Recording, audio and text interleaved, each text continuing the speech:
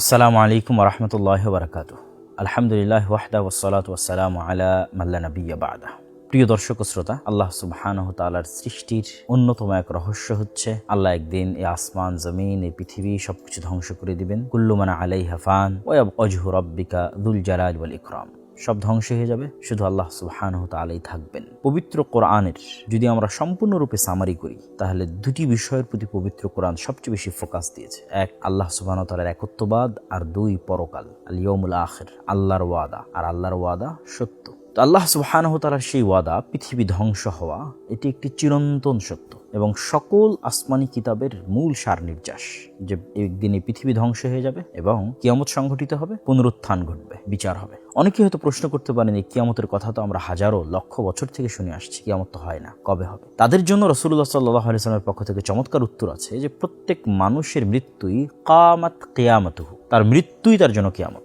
তো যত মানুষ পৃথিবী থেকে চলে গেছে তাদের কিয়ামত কিন্তু অলরেডি সংঘটিত হয়ে গেছে। আমরাও যেদিন মারা যাব সেই দিন আসলে আমাদের কিয়ামত সংঘটিত হবে। কেন? আমরা তো পরকালের জগতে যাত্রা শুরু করে দিব। কবরের জগৎ, বারজাখী জগৎ, গায়েবের যে জগৎ, পরকালের যে জগৎ, সেটার উদ্দেশ্যে আমাদের যাত্রা শুরু হয়ে যাবে। হ্যাঁ, সামগ্রিক অর্থে আসমান জমিনের যে ধ্বংস, সূর্য নক্ষত্রের যে ভেঙে পড়া, যেগুলোর বর্ণনা আল্লাহ বিভিন্ন সূরায় দিয়েছেন, সামাউ ফাতারাত, ওয়াইদাল কাওয়াকিব তাসারাত, ওয়াইদাল বিহার ফুজ্জিরাত, ওয়াইদাল কুবুর বু'থিরাত, অথবা সূরা কারিয়ার মধ্যে বলছেন আল কারিআতু মাল কারিআহ ওয়া মা আদরাকা মাল কারিআহ ইয়াওমা ইয়াকুনুন নাসু কাল ফারাশিল মাবথুথ ওয়া তাকুনুল জিবালু কাল ইহনিল মানফুশ, অথবা সূরা জিলজালের মধ্যে বলছেন ইযা যুলজিলাতিল আরযু জিলজালাহা ওয়া আখরাজাতিল আরযু আথকালাহা। এই যে ভয়ঙ্কর দৃশ্যগুলো, যে আসমান, সূর্য, নক্ষত্র, চন্দ্র ভেঙে চূর্ণ বিচূর্ণ হয়ে যাবে, হিমালয়ের মতো পাহাড় ধ্বনিত তুলার ন্যায় আকাশে উড়বে, মানুষ পঙ্গপালের মতো হয়ে যাবে, এই ঘটনাগুলো ঘটবে। এগুলো আমরা চোখে দেখি অথবা না দেখি, কিন্তু এই ঘটনাগুলো ঘটার পূর্বে পৃথিবীর ইতিহাসের সবচেয়ে ভয়ঙ্কর ফিতনা দেখা দিবে। যেই ফিতনা আদম আলাইহিস সালাতু ওয়াস সালাম যখন জান্নাতে ইবলিসের ফিতনায় পা দিয়েছিলেন, আল্লাহ যে গাছকে নিষিদ্ধ করেছিলেন সেই গাছের নিকটে যাওয়ার যে প্ররোচনা, ওইটাও তো একটা ফিতনা। যেই ফিতনায় হাবিল এবং কাবিল পড়েছিল, সেটাও একটা ফিতনা। যেই ফিতনায় কওমে নূহ পড়েছিল, শিরকের ফিতনা। যেই ফিতনায় কওমে লূত পড়েছিল, জেনার ফিতনা। এগুলো সকল ফিতনার চাইতে ভয়াবহ ফিতনা। যে ফিতনা সম্পর্কে পৃথিবীর সকল নবী এবং রাসূল সতর্ক করে গেছেন, সেটি হচ্ছে দাজ্জালের ফিতনা। এবং রাসূলুল্লাহ সাল্লাল্লাহু আলাইহি ওয়াসাল্লাম স্পষ্টভাবে বলে গেছেন যে কিয়ামতের পূর্ব মুহূর্তের যে ঘটনাবলীর কথা উনি বলেছেন, কিয়ামত সংঘটিত হতে যদি আর একদিনও বাকি থাকে, তবু এই সবগুলো ঘটনা সংঘটিত হবে। সুতরাং এই বিষয়গুলো অত্যন্ত সিরিয়াস এবং এই বিষয়গুলো আমাদের জানা আরো কেন জরুরি। বর্তমান বিশ্বে সায়েন্স অ্যান্ড টেকনোলজির এই উন্নত প্রযুক্তির যুগে গায়েবের এই বিষয়গুলোকে যেমন একদল মানুষ অস্বীকার করে বসে, একদল মানুষ যেমন তাবিল দূরবর্তী ব্যাখ্যা করে, আর একদল মানুষ তেমন কাল্পনিক সময় নির্ধারণ করে, এতদিনের মধ্যে ইমাম মাহদি আসবে, এতদিনের মধ্যে দাজ্জাল আসবে। এই যে ভ্রান্ত চিন্তা চেতনা, এগুলোর মধ্যে আমাদের সঠিকটা জানার জন্য হলো এই বিষয়ে জ্ঞান অর্জন করতে হবে। দেখেন, কিয়ামত কখন হবে তা মুহাম্মদ সাল্লাল্লাহু আলাইহি সাল্লামও জানতেন না। কিয়ামত কখন হবে তা স্বয়ং ইসরাফিলও জানে না। যদি ইসরাফিল জানতো যে অমুক সালের এত তারিখে এতটার সময় কিয়ামত হবে, তাহলে ইসরাফিল তার সজাগ অবস্থায় বাঁশিতে ফু দেওয়ার জন্য প্রস্তুত থাকতো না। ও যেই দিন রেস্টে বিশ্রামে থাকতো, যেই দিন দেওয়ার দরকার হতো সেই দিন দিত। কিন্তু সে 24 ঘন্টা প্রস্তুত আছে যে কখন আল্লাহ বলেন বাঁশিতে ফু দেওয়ার জন্য। মানে সেও জানে না যে আসলে কখন আল্লাহ বলবেন। সুতরাং এটা নির্ধারণ করা যে অমুক দিন এতদিনের মধ্যে, এটা না আল্লাহ সুবহানাহু ওয়া তাআলা কোরআনে করেছেন, না তার রাসূল হাদিসের মধ্যে করেছে। সবাই কি বর্ণনা করেছে? আলামত এবং চিহ্ন। তো এই আলামত এবং চিহ্নগুলো নিয়ে আজকে কেন আমরা আলোচনা করছি? আজকে আলোচনা করার প্রেক্ষাপটটা যদি আমরা বুঝি, আমি আপনাদের একটু দেখাই।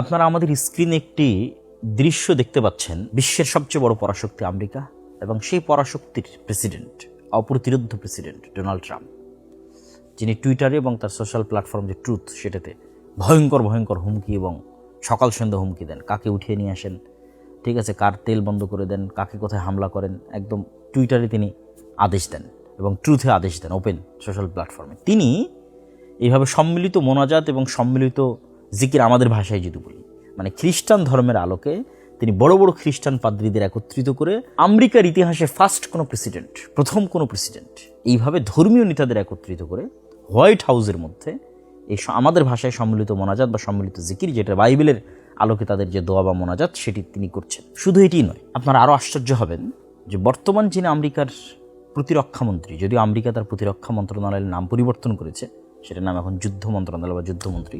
বর্তমান আমেরিকার যিনি যুদ্ধমন্ত্রী, তিনি তার শরীরে, তার গায়ে, তার বাহুতে কিছু ট্যাটু অঙ্কন করে রেখেছেন, যেই ট্যাটু মুসলমানদের চমকে দেওয়ার মতো।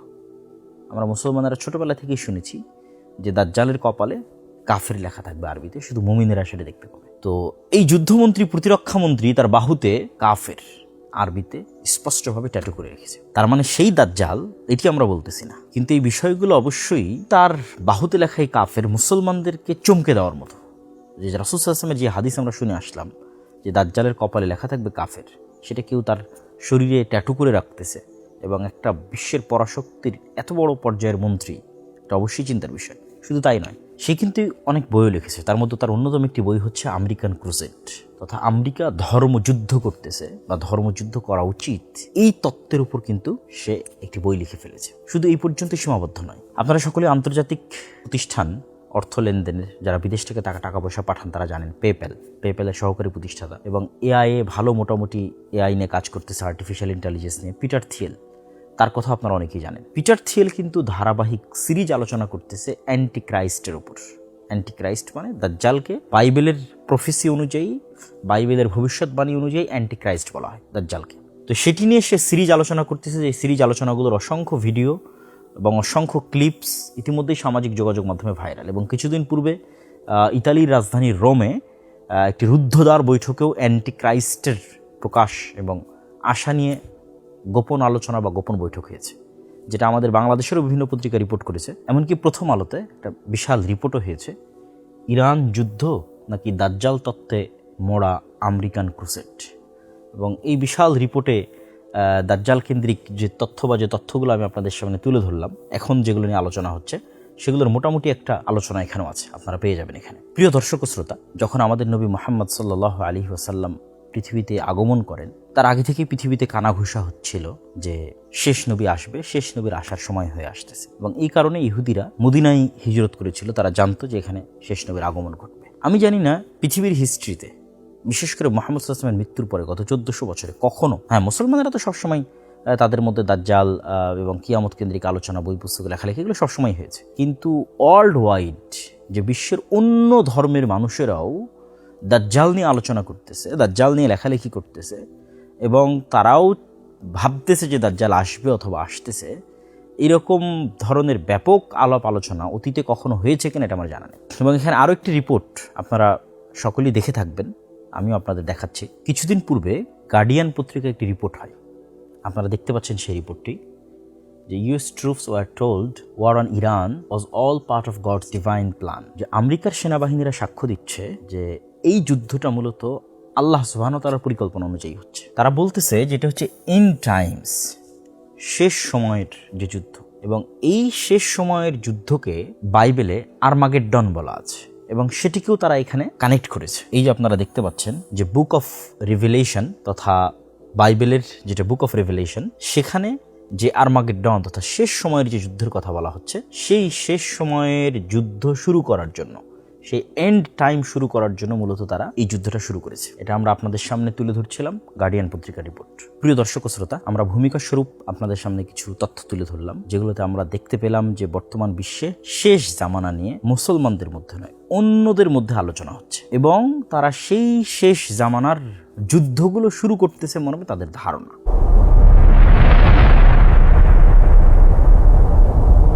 তো সেক্ষেত্রে এখানে একটা কমন বিষয়, 3 আসমানি ধর্ম বা 3 আব্রাহামিক রিলিজিয়নের মধ্যে একটি কমন বিষয় আছে, সেটা যে কিয়ামতের পূর্ব মুহূর্তে মাসিহা আসবে এবং all are waiting for a মাসিহা। Christian are waiting, Jewish are waiting, Muslims are waiting, Shia Muslims also, they are also waiting. সবাই মাসিহার অপেক্ষা করতেছে। মাসিহা মানে হচ্ছে যিনি উদ্ধার করে, আরবিতে মাসিহ মানে যিনি উদ্ধার করে বিপদ থেকে। তো ঈসা আলাইহিস সালাতু ওয়াস সালামও মাসিহ, দাজ্জালও মাসিহ, মাসিহাত দাজ্জাল, ঈসা মাসিহ। আমরাও কিন্তু আমাদের আরবিতে আমাদের দোয়ার মধ্যেও ঈসা আলাইহিস সালাতু ওয়াস সালামকে ঈসা মাসিহ এবং দাজ্জালকে মাসিহাত দাজ্জাল, মাসিহ বলেই সম্বোধন করা হয়েছে। তথা শেষ জামানায় বিপদ থেকে উদ্ধার করবে এরকম একজন ব্যক্তি আসবে, সেটার অপেক্ষায় খ্রিস্টানেরাও, সেটার অপেক্ষায় ইহুদিরাও, সেটার অপেক্ষায় মুসলমানেরাও। খ্রিস্টানদের সাথে মুসলমানদের আরেকটি যেটা বড় মিল, সেটা হচ্ছে খ্রিস্টানেরাও বিশ্বাস করে ঈসা আলাইহিস সালাতু ওয়াস সালাম দ্বিতীয়বার পৃথিবীতে আসবেন, মুসলমানেরাও বিশ্বাস করে ঈসা আলাইহিস সালাতু ওয়াস সালাম দ্বিতীয়বার পৃথিবীতে আসবেন। যদিও খ্রিস্টানেরা বিশ্বাস করে যে ঈসা আলাইহিস সালাতু ওয়াস সালাম মৃত্যুবরণ করেছেন, আর মুসলমানেরা বিশ্বাস করে ঈসা আলাইহিস সালাতু ওয়াস সালাম জীবিত অবস্থায় তাকে আকাশে উঠিয়ে নেওয়া হয়েছে। এবং এখানে আরো একটি মজার বিষয়, সেটি হচ্ছে যেখানে ইহুদিদের বিশ্বাস অনুযায়ী মারিয়াম আলাইহিস সালাতু ওয়াস সালাম একজন খারাপ মহিলা, নাউজুবিল্লাহ, এবং তার সন্তান অবৈধ সন্তান, নাউজুবিল্লাহ, এবং তারাই তাকে হত্যা করেছে। ইহুদিরাও বিশ্বাস করে তারা সাকসেসফুল ঈসা আলাইহিস সালামকে হত্যা করেছে। এবং খ্রিস্টানেরা যেখানে বিশ্বাস করে যে তিনি তাদের নবী এবং পবিত্র, সেখানে তাদের নবীর হত্যাকারী এবং তাদের নবীর মায়ের প্রতি অপবাদ দানকারী এবং তাদের নবীকে অবৈধ সন্তান ঘোষণাকারী যে সম্প্রদায় ইহুদি, তাদের প্রতি তাদের যে পরিমাণ শত্রুতা হওয়া উচিত সেটি কিন্তু আমরা এখন দেখছি না। যেটি কিন্তু হিস্ট্রি বলে যে তাদের মধ্যে শত্রুতা সবচেয়ে বেশি ছিল। কিন্তু হিস্ট্রিতে প্রথমবারের মতো এত বড় বিশ্বাসগত বৈপরীত্য থাকার পরেও তাদের যে একতা, এটার কারণে আধুনিক অনেক বিশ্লেষক বিশ্লেষণ করেছেন যে এটার পিছনেও এক প্রকার খ্রিস্টান, যাদেরকে বলা হয় ইভ্যাঞ্জেলিক্যাল খ্রিস্টিয়ান বা জায়নিস্ট খ্রিস্টিয়ান। ইভ্যাঞ্জেলিক্যাল মানে ইঞ্জিল কেন্দ্রিক, ইঞ্জিলকে ইংরেজিতে ইভাঞ্জেল বলে, ইঞ্জিল কেন্দ্রিক তথা বাইবেল কেন্দ্রিক, বাইবেলের প্রতি ফোকাস দেয়, এরকম যারা খ্রিস্টান, আপনি এটা নিয়ে সার্চ দিতে পারেন, রিসার্চ করতে পারেন। আমরাও আপনাদেরকে স্ক্রিনে দেখাচ্ছি যে তাদের বিশ্বাস হচ্ছে জেরুজালেমে যতক্ষণ থার্ড টেম্পল তৈরি না হচ্ছে ততক্ষণ বাইবেলিক্যাল প্রফেসি পূরণ হবে না। এবং বাইবেলিক্যাল প্রফেসি অথবা বাইবেলের বলা ভবিষ্যৎবাণী তখনই পূরণ হবে যখন জেরুজালেমে থার্ড টেম্পল তৈরি হবে এবং সকল ইহুদিরা জেরুজালেমে একত্রিত হবে, এবং তখনই এন্টিক্রাইস্ট বের হবে, এবং এন্টিক্রাইস্ট বের হলেই ঈসা আলাইহিস সালাম পুনরায় পৃথিবীতে নেমে আসবেন। সুতরাং আমরা যদি ঈসা আলাইহিস সালামকে পুনরায় পৃথিবীতে নামিয়ে আনতে চাই, তাহলে আমাদেরকে ইহুদিদেরকে সাপোর্ট করতে হবে জেরুজালেমে একত্রিত হওয়ার জন্য। এটা একদল খ্রিস্টানদের বিশ্বাস। তাহলে আজকের ইসরায়েলের সাথে তাদের যে সহযোগিতা, এটার যেমন পলিটিক্যাল অনেক কারণ আছে, এটার যেমন আরও ভূ রাজনৈতিক প্রেক্ষাপটের যে বিশ্লেষণগুলো আছে যেগুলো আমরা জানি, তার পাশাপাশি এই ধর্মীয় প্রেক্ষাপটটিও কিছুটা ভূমিকা রাখে, যা এখন আরও বেশি আলোচিত হচ্ছে, আরও বেশি চর্চিত হচ্ছে, যে কেন তারা চায় যে জেরুজালেম ইহুদের একত্রিত হোক, জেরুজালেমকে ইসরায়েলের রাজধানী করা হোক, মসজিদ আকসা ভেঙে দিয়ে থার্ড টেম্পল তৈরি করা হোক। কেননা তারা দ্রুত ঈসা আলাইহিস সালামকে পৃথিবীতে ফেরত নিয়ে আসতে চাচ্ছে, দ্রুত দাজ্জালকে পৃথিবীতে নিয়ে আসতে চাচ্ছে, অ্যান্টিক্রাইস্টকে। তো এই সার্বিক বিষয়গুলো আমার কাছে মনে হয়েছে যে অতীতে কখনো এত ব্যাপকভাবে বৈশ্বিক রাজনীতিতে অ্যান্টিক্রাইস্ট, দাজ্জাল, ঈসা আলাইহিস সালামের ফেরত আসা এবং আরমাগেড্ডন বা আল মালহামাল কুবরা, শেষ জামানার যুদ্ধ, এগুলো এত ব্যাপকভাবে আলোচিত হয়নি। মুসলমানদের মধ্যে আলোচিত হলেও বিশ্বব্যাপী আলোচিত হয়নি, কিন্তু এখন বিশ্বব্যাপী আলোচিত হচ্ছে, যা আমি আপনাদের সামনে তুলে ধরলাম। সুতরাং এই বিষয়গুলো সম্পর্কে আমাদের নবী মুহাম্মদ সাল্লাল্লাহু আলাইহি সাল্লাম কী বলতেন, কী বলেছেন এবং সেগুলোর সঠিক ব্যাখ্যা কী হতে পারে তা আমাদের জানা অতীব জরুরি। তাই চলুন আমরা শুরু করি শেষ জামানা সম্পর্কে রাসূলুল্লাহ সাল্লাল্লাহু আলাইহি সাল্লামের বলা সেই সমস্ত আল মালাহিমুল কুবরা বা আল মালহামা, ভয়ঙ্কর ফিতনা এবং ভয়ঙ্কর যুদ্ধের যে বিবরণীগুলো, সেগুলো কোনটার পর কোনটা কিভাবে সংঘটিত হতে থাকবে এবং দৃশ্যপটগুলো কিভাবে পরিবর্তন হবে এবং সেটার সামারি, সার নির্যাস কি, আমরা জানার চেষ্টা করি।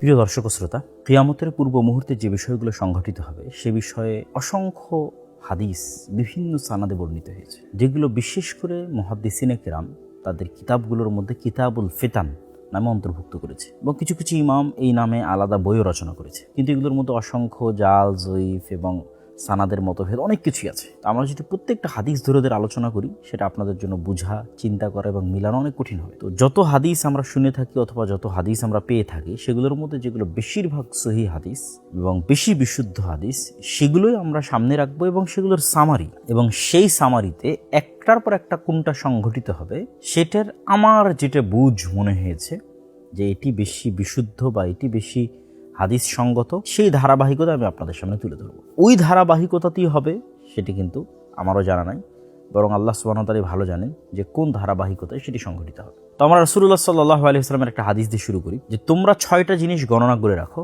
কিয়ামত পর্যন্ত। তার মধ্যে 1 নাম্বার হচ্ছে মাউতি, আমার মৃত্যু। তো রাসূলুল্লাহ সাল্লাল্লাহু আলাইহি ওয়াসাল্লামের মৃত্যু ইটসেলফ কিয়ামতের সবচেয়ে বড় আলামত। কেন অতীতে যখন কোনো নবীর মৃত্যু হতো তখন মানুষ আরেক নবীর অপেক্ষা করত, আর যেহেতু মুহাম্মদ সাল্লাল্লাহু আলাইহি ওয়াসাল্লাম শেষ নবী, সেহেতু মুহাম্মদ সাল্লাল্লাহু আলাইহি ওয়াসাল্লামের মৃত্যুর পরে কি আমরা আরেক নবীর অপেক্ষা করব না কিয়ামতের অপেক্ষা করব?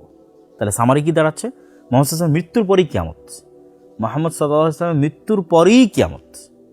এখন এটাতে 500 বছর 5000 বছর সেটি বিষয় নয়। আগের নবীদের ক্ষেত্রে কি হতো, ওই নবীর পরে আরেক নবী, তারপরে আরেক নবী, আর মুহাম্মদ সাল্লাল্লাহু আলাইহি ওয়াসাল্লামের মৃত্যুর পরে কি হচ্ছে? সরাসরি কিয়ামত। তাহলে কিয়ামতের সবচেয়ে বড় আলামত হচ্ছে মুহাম্মদ সাল্লাল্লাহু আলাইহি ওয়াসাল্লামের মৃত্যু এবং মুহাম্মদ সাল্লাল্লাহু আলাইহি ওয়াসাল্লামের পৃথিবীতে আগমন। সেটি কিন্তু সংঘটিত হয়ে গেছে, অলরেডি 1400 বছর পার হয়ে গেছে সেটি। তাহলে আমরা কিসের অপেক্ষা করছি? কিয়ামতেরই অপেক্ষা করছি 1400 বছর থেকে। নতুন কোনো নবীর কিন্তু আমরা অপেক্ষা করছি না। 2 নম্বর তিনি বলেছেন ফাতহু বাইতুল মুকাদ্দাস বা মসজিদ আল আকসা, মসজিদ আকসার বিজয়, যেটি ইতিমধ্যে 2 বার সংঘটিত হয়েছে, হয়তো আরও একবার সংঘটিত হবে, আল্লাহ সুবহানাহু ওয়া তাআলা ভালো জানে। ওমর রাদিয়াল্লাহু তাআলা আনহুর সময় একবার সংঘটিত হয়েছে এবং দ্বিতীয়বার সালাহুদ্দিন আইয়ুবীর সময় সংঘটিত হয়েছে। যদিও এই মসজিদে আকসা বা এই জেরুজালেম নগরী মুহাম্মদ সাল্লাল্লাহু আলাইহি ওয়াসাল্লামের পূর্বেও বহুবার বিজয় হওয়া এবং না হওয়া কেন্দ্রিক হিস্ট্রি আছে। স্বয়ং রাসূল সাল্লাল্লাহু আলাইহি ওয়াসাল্লামের যুগে আছে, যেটা আমি আমার বই ফিলিস্তিনে বিস্তারিত আলোচনা করেছি, ওখান থেকে আপনারা এই বিষয়টা দেখে নিতে পারেন। 3 নম্বর, রাসূলুল্লাহ সাল্লাল্লাহু আলাইহি ওয়াসাল্লাম বললেন যে ভয়ঙ্কর মহামারী। অনেকেই ওমর রাদিয়াল্লাহু তাআলার যুগে সিরিয়াতে একটা ভয়ঙ্কর মহামারী হয়েছিল, অনেক আলেম ওলামা বলে থাকেন যে এটি সেই মহামারী। আবার যুগের পরিক্রমায় গত 1400 বছর অনেক মহামারী হয়েছে, সেগুলোকেও অনেকেই রাসূল সাল্লাল্লাহু আলাইহি ওয়াসাল্লামের হাদিসে বর্ণিত সেই মহামারীর সাথে তুলনা করেছেন। আমরাও কিছুদিন পূর্বে একটি মহামারী অতিক্রম করে আসলাম, করোনা মহামারী। অথবা আরও পরে আরও ভয়ঙ্কর মহামারী আসতে পারে, যে মহামারীতে পৃথিবীর 1/4, 1/3, অর্ধেকের বেশি মানুষ হয়তো পৃথিবী থেকে হারিয়ে যেতে পারে, এখন যে মানুষ আছে তাদের মধ্যে থেকে। তাহলে তারপর আসলাম বললেন মহামারী। তারপরে তিনি বললেন সুম্মা ফিতনাতুন, এমন এক ফিতনা লা ইয়াবকা, বাকি থাকবে না। বাইতুন, যারা বুঝেন যে নাকেরা, তানবিন এটি নাকেরার আলামত, এবং নাকেরা মানে হচ্ছে একটা ছোট্ট ঘরও বাকি থাকবে না, তথা সকল ঘর। লা ইয়াবকা বাইতুম মিনাল আরব ইল্লা, এবং লা আর ইল্লা যদি একত্রিত আসে তাহলে সেটা ইস্তেগরাকের ফায়দা দেয়, তথা একটা ঘরও বাদ যাবে না, লিটারেলি একটি ঘরও মুক্ত থাকবে না। আরবের প্রত্যেক ঘরে রাসূল নির্দিষ্ট করে দিলেন আল আরব, আরবের প্রত্যেক ঘরে একটা ফিতনা প্রবেশ করবে। অনেক আলেম ওলামা ব্যাখ্যা করেছেন যে এই ফিতনা হচ্ছে আজকের যুগের মোবাইল বা আজকের যুগের ইন্টারনেট, সামাজিক যোগাযোগ মাধ্যম। কিন্তু আমার মনে প্রশ্ন তৈরি হয় যে এই ইন্টারনেট, সামাজিক যোগাযোগ মাধ্যমের ফিতনা তো পৃথিবীর সকল ঘরে প্রবেশ করেছে, আর রাসূলুল্লাহ সাল্লাল্লাহু আলাইহি ওয়াসাল্লাম তো এখানে বলেছেন আল আরব, নির্দিষ্ট করেছেন সারা পৃথিবী নয়, শুধু আরবের প্রত্যেক ঘরে প্রবেশ করবে। এখানে আরও একটি ব্যাখ্যা আমরা দাঁড় করাতে পারি যে কোরআন এবং হাদিসে যেখানেই ফিতনা শব্দটি ব্যবহৃত হয়েছে, ফিতনা আরও অনেক জায়গায় ফিতনা ব্যবহৃত হয়েছে, যেমন ওমর রাদিয়াল্লাহু তাআলা হচ্ছেন ফিতনার দরজা, সেখানে ফিতনা ব্যবহৃত হয়েছে। তারপরে হচ্ছে ওসমান রাদিয়াল্লাহু তাআলার মৃত্যুর পর সাহাবীরা এবং তাবিরা হাদিস বর্ণনাকারীর নাম জিজ্ঞেস করতেন, তো ওখানে জিজ্ঞেস করা হচ্ছে মানে বা'দ আল ফিতনা, ফিতনার পরে। তো ফিতনা মানে এই সকল জায়গায় ফিতনা দ্বারা উদ্দেশ্য করা হয়েছে মারামারি, গণ্ডগোল, যুদ্ধ, বিগ্রহ, হত্যা, রাহাজানি। তো সাধারণত ফিতনা বলতে কোরআন এবং হাদিসে কিন্তু অন্যান্য জায়গায় এটি মূল উদ্দেশ্য হয়।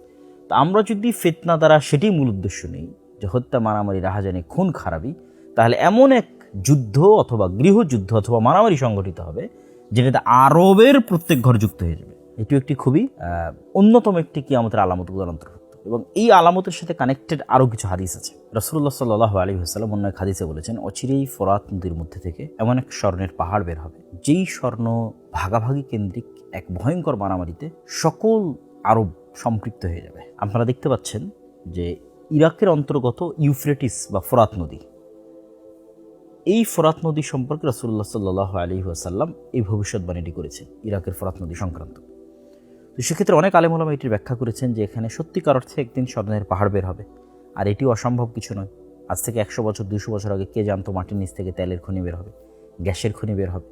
এটা যেমন আজ থেকে 500 বছর আগের মানুষের কাছে অসম্ভব ছিল, হয়তো আমাদের কাছে অসম্ভব মনে হচ্ছে যে ফোরাত নদী থেকে কীভাবে স্বর্ণের পাহাড় বের হবে, কিন্তু একদিন বাস্তবই হবে। অথবা কিছু আলেম ওলামা ব্যাখ্যা করেছেন যেখানে স্বর্ণ দ্বারা মূল্যবান কিছু উদ্দেশ্য, দামি কিছু উদ্দেশ্য, যেমনটা আমরা আমাদের পরিভাষায় দামি কোনো কিছুকে স্বর্ণের সাথে তুলনা করে থাকি। তো সেক্ষেত্রে যদি আমরা তেলের কথা চিন্তা করি, তাহলে আজকের এখন যে যুদ্ধ ইরান আমেরিকা অথবা আমেরিকা ভেনেজুয়েলা যে যুদ্ধ, সেটি থেকে আমরা অন্তত দেখতেছি, এবং পেট্রোল পাম্পগুলোতে যে বিশাল লম্বা লাইন এবং তেলের যে সংকট আমরা আমাদের এই সময় এখন দেখতেছি, সেটা থেকে আমরা বুঝতেছি যে তেল স্বর্ণের চেয়েও দামি। কারণ আজকে যদি জ্বালানি বন্ধ হয়ে যায়, গ্যাস এবং তেল বন্ধ হয়ে যায়, তাহলে পৃথিবী 100 বছর পূর্বে ফিরে যাবে। বিদ্যুৎ উৎপাদন হবে না, বিদ্যুৎ উৎপাদন না হলে আপনার মোবাইল কম্পিউটার কিছু চলবে না, মোবাইল কম্পিউটার কিছু না চললে, গাড়ি ঘোড়া না চললে, বিমান না চললে, পানি জাহাজ না চললে, আপনি কল্পনা করেন পৃথিবী 500 বছর পূর্বের যে গরুর গাড়ি এবং ঘোড়ার যুগ, সেটাতে ফেরত চলে যাবে। তাহলে আজকের জ্বালানি কিন্তু আমরা দেখতেছি স্বর্ণের চেয়েও দামিতে পরিণত হয়েছে। তাহলে যদি ওই ব্যাখ্যা গ্রহণ করা হয় যে দামি কিছু, তাহলে সেটি জ্বালানি হওয়াও অসম্ভব কিছু নয়। তবে আমরা হাদিসকে হাদিসের প্রকাশ্য অর্থের উপর রাখাকেই সমীচীন মনে করি। হাদিসে রাসূল সাল্লাল্লাহু আলাইহি ওয়াসাল্লাম স্পষ্টভাবে যাহাব, স্বর্ণ শব্দটি ব্যবহার করেছেন। চলেন একটু হাদিসটা দেখি। রাসূলুল্লাহ সাল্লাল্লাহু আলাইহি ওয়াসাল্লাম হাদিসে বলছেন যে ইউশিকুল ফরাত, অচিরে ফরাত নদী থেকে আইয়াহসারা আন জাবালিন, একটি পাহাড় প্রকাশ পাবে, মিন যাহাবিন, স্বর্ণের।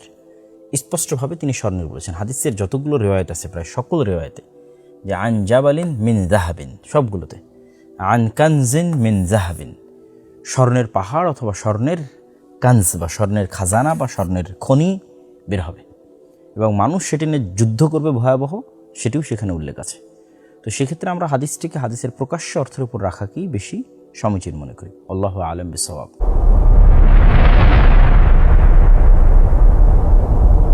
তো সেক্ষেত্রে এমন এক যুদ্ধ, যেই যুদ্ধে সকল আরব জড়িত হয়ে যাবে, এটির কথা রাসূলুল্লাহ সাল্লাল্লাহু আলাইহি ওয়াসাল্লাম বলছেন। তারপরে রাসূলুল্লাহ সাল্লাল্লাহু আলাইহি ওয়াসাল্লাম বললেন, হুদনাতুন।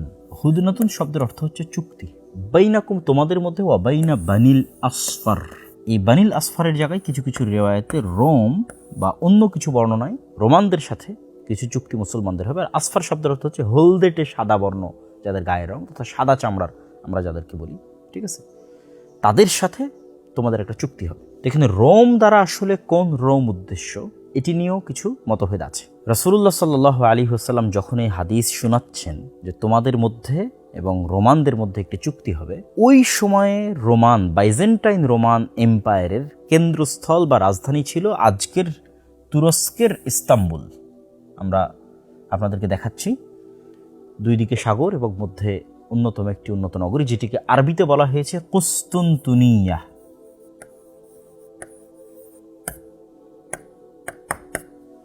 এবং ইংরেজিতে বলা হয় কনস্টান্টিনোপল, এবং আমরা চিনি ইস্তাম্বুল নামে। আর যদি আমরা সরাসরি রোম দ্বারা ইতালির রাজধানী রোম ধরি, এই যে ইতালি এবং ইতালির রাজধানী রোম, এটি যদি আমরা গণ্য করি, অনেকে এটিকে ব্যাখ্যা করেছেন, তাহলে ওখানে ইস্তাম্বুল এবং এখানে রোম। যে সময় রাসূল সাল্লাল্লাহু আলাইহি ওয়াসাল্লাম এই হাদিসটি বলছেন, ওই সময়ে বাইজেন্টাইন রোমান এম্পায়ারের অধিকাংশ ছিল অর্থোডক্স খ্রিস্টান। যেমন সহিহ বুখারীর যে হাদিসগুলোতে ব্যাত্রিক বা প্যাট্রিয়ক, এই প্যাট্রিয়ক কিন্তু ইতালির রোমে না, ইতালির রোমে আছে পোপ, আর প্যাট্রিয়ক আছে কোথায়, সেটি হচ্ছে রাশিয়া।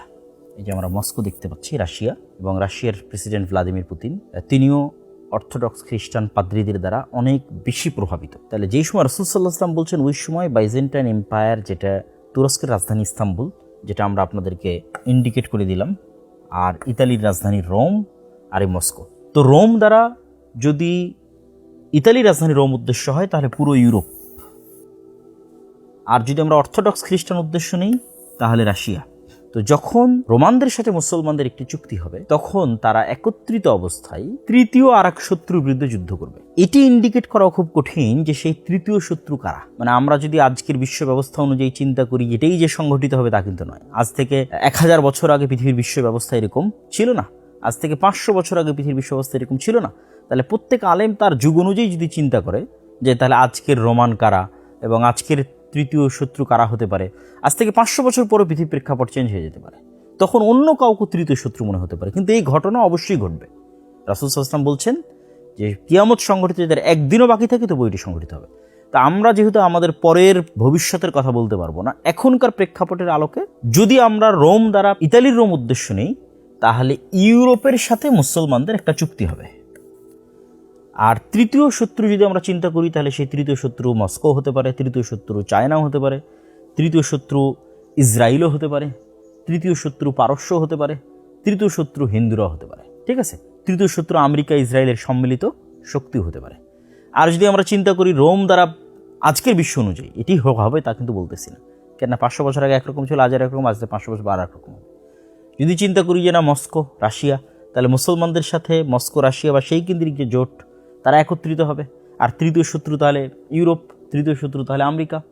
আল্লাহু আ'লাম, সকল কিছুরই সম্ভাবনা আছে। এই যে যুদ্ধের বর্ণনা রাসূলুল্লাহ সাল্লাল্লাহু আলাইহি ওয়াসাল্লাম দিচ্ছেন, যে রোমান খ্রিস্টানেরা এবং মুসলমানেরা একত্রিত হয়ে এক তৃতীয় শত্রুর বিরুদ্ধে যুদ্ধ করবে এবং সেই তৃতীয় শত্রুর বিরুদ্ধে তোমরা বিজয় অর্জন করবে। এই বিজয় অর্জনের পর একজন খ্রিস্টান ক্রোশ উত্তোলন করে বলবে, ক্রোশ চিহ্ন, যে এই ক্রোশের কারণেই আমাদের বিজয় হয়েছে, এই ক্রস চিহ্নের কারণেই আমাদের বিজয় হয়েছে। তখন আর এক মুসলমান উঠে তার ইমানি জাজবার কারণে সে বলবে না, আল্লাহর সহযোগিতা আমার বিজয় হয়েছে, এবং সেটা ভেঙে দেবে। তখনই এই যে রোমান খ্রিস্টানদের সাথে মুসলমানদের যে একটা চুক্তি হলে, চুক্তিটা ভেঙে যাবে। রাসূলুল্লাহ সাল্লাল্লাহু আলাইহি ওয়াসাল্লাম বলছেন, ওই দিন রোমান খ্রিস্টানদের 80টি পতাকা থাকবে এবং প্রত্যেক পতাকার অধীনে 12,000 সেনাবাহিনী থাকবে। 12,000, 80টি পতাকার অধীনে রোমান খ্রিস্টানরা একত্রিত হবে। 80টি পতাকার দ্বারা যদি আমরা 80টা দেশ উদ্দেশ্য নিয়ে হতেও পারে, আল্লাহু আ'লাম, আল্লাহ সুবহানাহু ওয়া তাআলা ভালো জানেন। প্রত্যেক পতাকার অধীনে 12,000 করে সৈন্যবাহিনী থাকবে। তাহলে ইন টোটাল 12,000 গুণ 80 দিলে 9,60,000, তথা প্রায় 10 লক্ষ, প্রায় 10 লক্ষ নগদ ইনফ্যান্ট্রি তথা একদম যোদ্ধা তারা মুসলমানদের মুখোমুখি হবে। কোন জায়গায় মুখোমুখি হবে এটি রাসূল সাল্লাল্লাহু আলাইহি ওয়াসাল্লাম অন্য আর এক হাদিসে বলে দিয়েছেন। তিনি বলেছেন, ততদিন পর্যন্ত কিয়ামত হবে না যতদিন তোমরা এবং রোমানরা মুখোমুখি না হচ্ছ আমাক এবং দাবেক নামক জায়গায়। চলুন দেখে আসি সেই জায়গাটা কোথায়।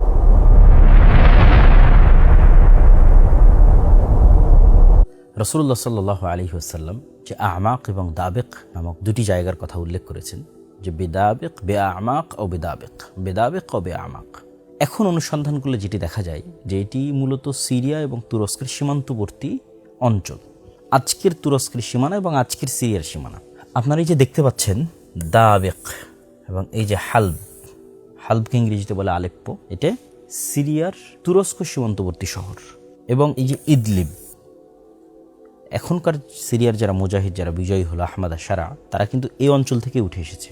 এই ইদলিব, এই হালব, এখান থেকে উঠে এসে পরে তারা দামেস্ক বিজয় করেছে, এবং এখানে থাকা অবস্থাতেই তারা তুরস্কের যে সহযোগিতা সেটা কিন্তু তারা রিসিভ করতো। আর কিছু কিছু আলেমের মত অনুযায়ী এটি হচ্ছে আমাক দ্বারা আন্তাকিয়া উদ্দেশ্য, এটাও সিরিয়া এবং তুরস্কের সীমান্তবর্তী অঞ্চল। অনেকের নিকটে আমাক দ্বারা এই আন্তাকিয়া উদ্দেশ্য, এটিও এই হালব এবং ইদলিব তার নিকটবর্তী, যদিও এটা এখন বর্তমান তুরস্কের সীমানায় পড়ে, কিন্তু তুরস্ক এবং সিরিয়ার যে সীমানা আছে, যে এটি হচ্ছে তুরস্ক এবং সিরিয়ার সীমানা, এই পারে হচ্ছে সিরিয়া আর এই যে পারে হচ্ছে তার্কি। এক কথায় বোঝা যাচ্ছে যে আমরা দাবেক ধরি হালবের নিকটবর্তী অথবা ইদলিবের নিকটবর্তী আন্তাকিয়া ধরি, এই এরিয়াটা তুরস্ক এবং সিরিয়ার সীমান্তবর্তী অঞ্চলে একটি ভয়ঙ্কর এবং ভয়াবহ যুদ্ধ হবে। এবং এই যুদ্ধের অন্য হাদিস রাসূলুল্লাহ সাল্লাল্লাহু আলাইহি ওয়াসাল্লাম যে বর্ণনা দিয়েছেন, আমাক এবং দাবেক নামক জায়গার কথা বলেছে, এই দুটো জায়গা আমরা কিন্তু দেখে আসলাম। এখানে রাসূল সাল্লাল্লাহু আলাইহি ওয়াসাল্লাম বলছেন, এই যুদ্ধে ফায়াখরুজু লাহুম জাইশুম মিনাল মাদিনা, এই যুদ্ধে অংশগ্রহণ করার জন্য মদিনা থেকে, এটা কিন্তু সহিহ মুসলিমের হাদিস, সকল হাদিস গ্রন্থে আছে, মদিনা থেকে খিয়ার ও আহলিল আরজ, তৎকালীন বিশ্বের সর্বশ্রেষ্ঠ মানুষ, সবচেয়ে তাকওয়াবান, সবচেয়ে পরহেজগার, সবচেয়ে আল্লাহওয়ালা মানুষরা, মুজাহিদরা মদিনা থেকে বের হয়ে আসবে এই যুদ্ধে অংশগ্রহণ করার জন্য। এবং মদিনাবাসী যেন এই যুদ্ধে অংশগ্রহণ না করে, এই জন্য রোমানরা তাদেরকে বলবে, এই যে রোম, এখানে আরবিতে লেখা আছে রোম, মদিনাবাসী যেন এই যুদ্ধে সিরিয়াবাসীর সাথে অংশগ্রহণ না করে, এই জন্য রোমানরা বলবে, যাদের কাছে আমাদের বন্দী আছে, আবার কেউ ব্যাখ্যা করেছে যারা আমাদের দিন ত্যাগ করে দিয়েছে, দুই ধরনের ব্যাখ্যা আছে, তাদের সাথে আমরা যুদ্ধ করতে চাই, আমরা সিরিয়াবাসীর সাথে যুদ্ধ করতে চাই, তোমাদের সাথে নয়।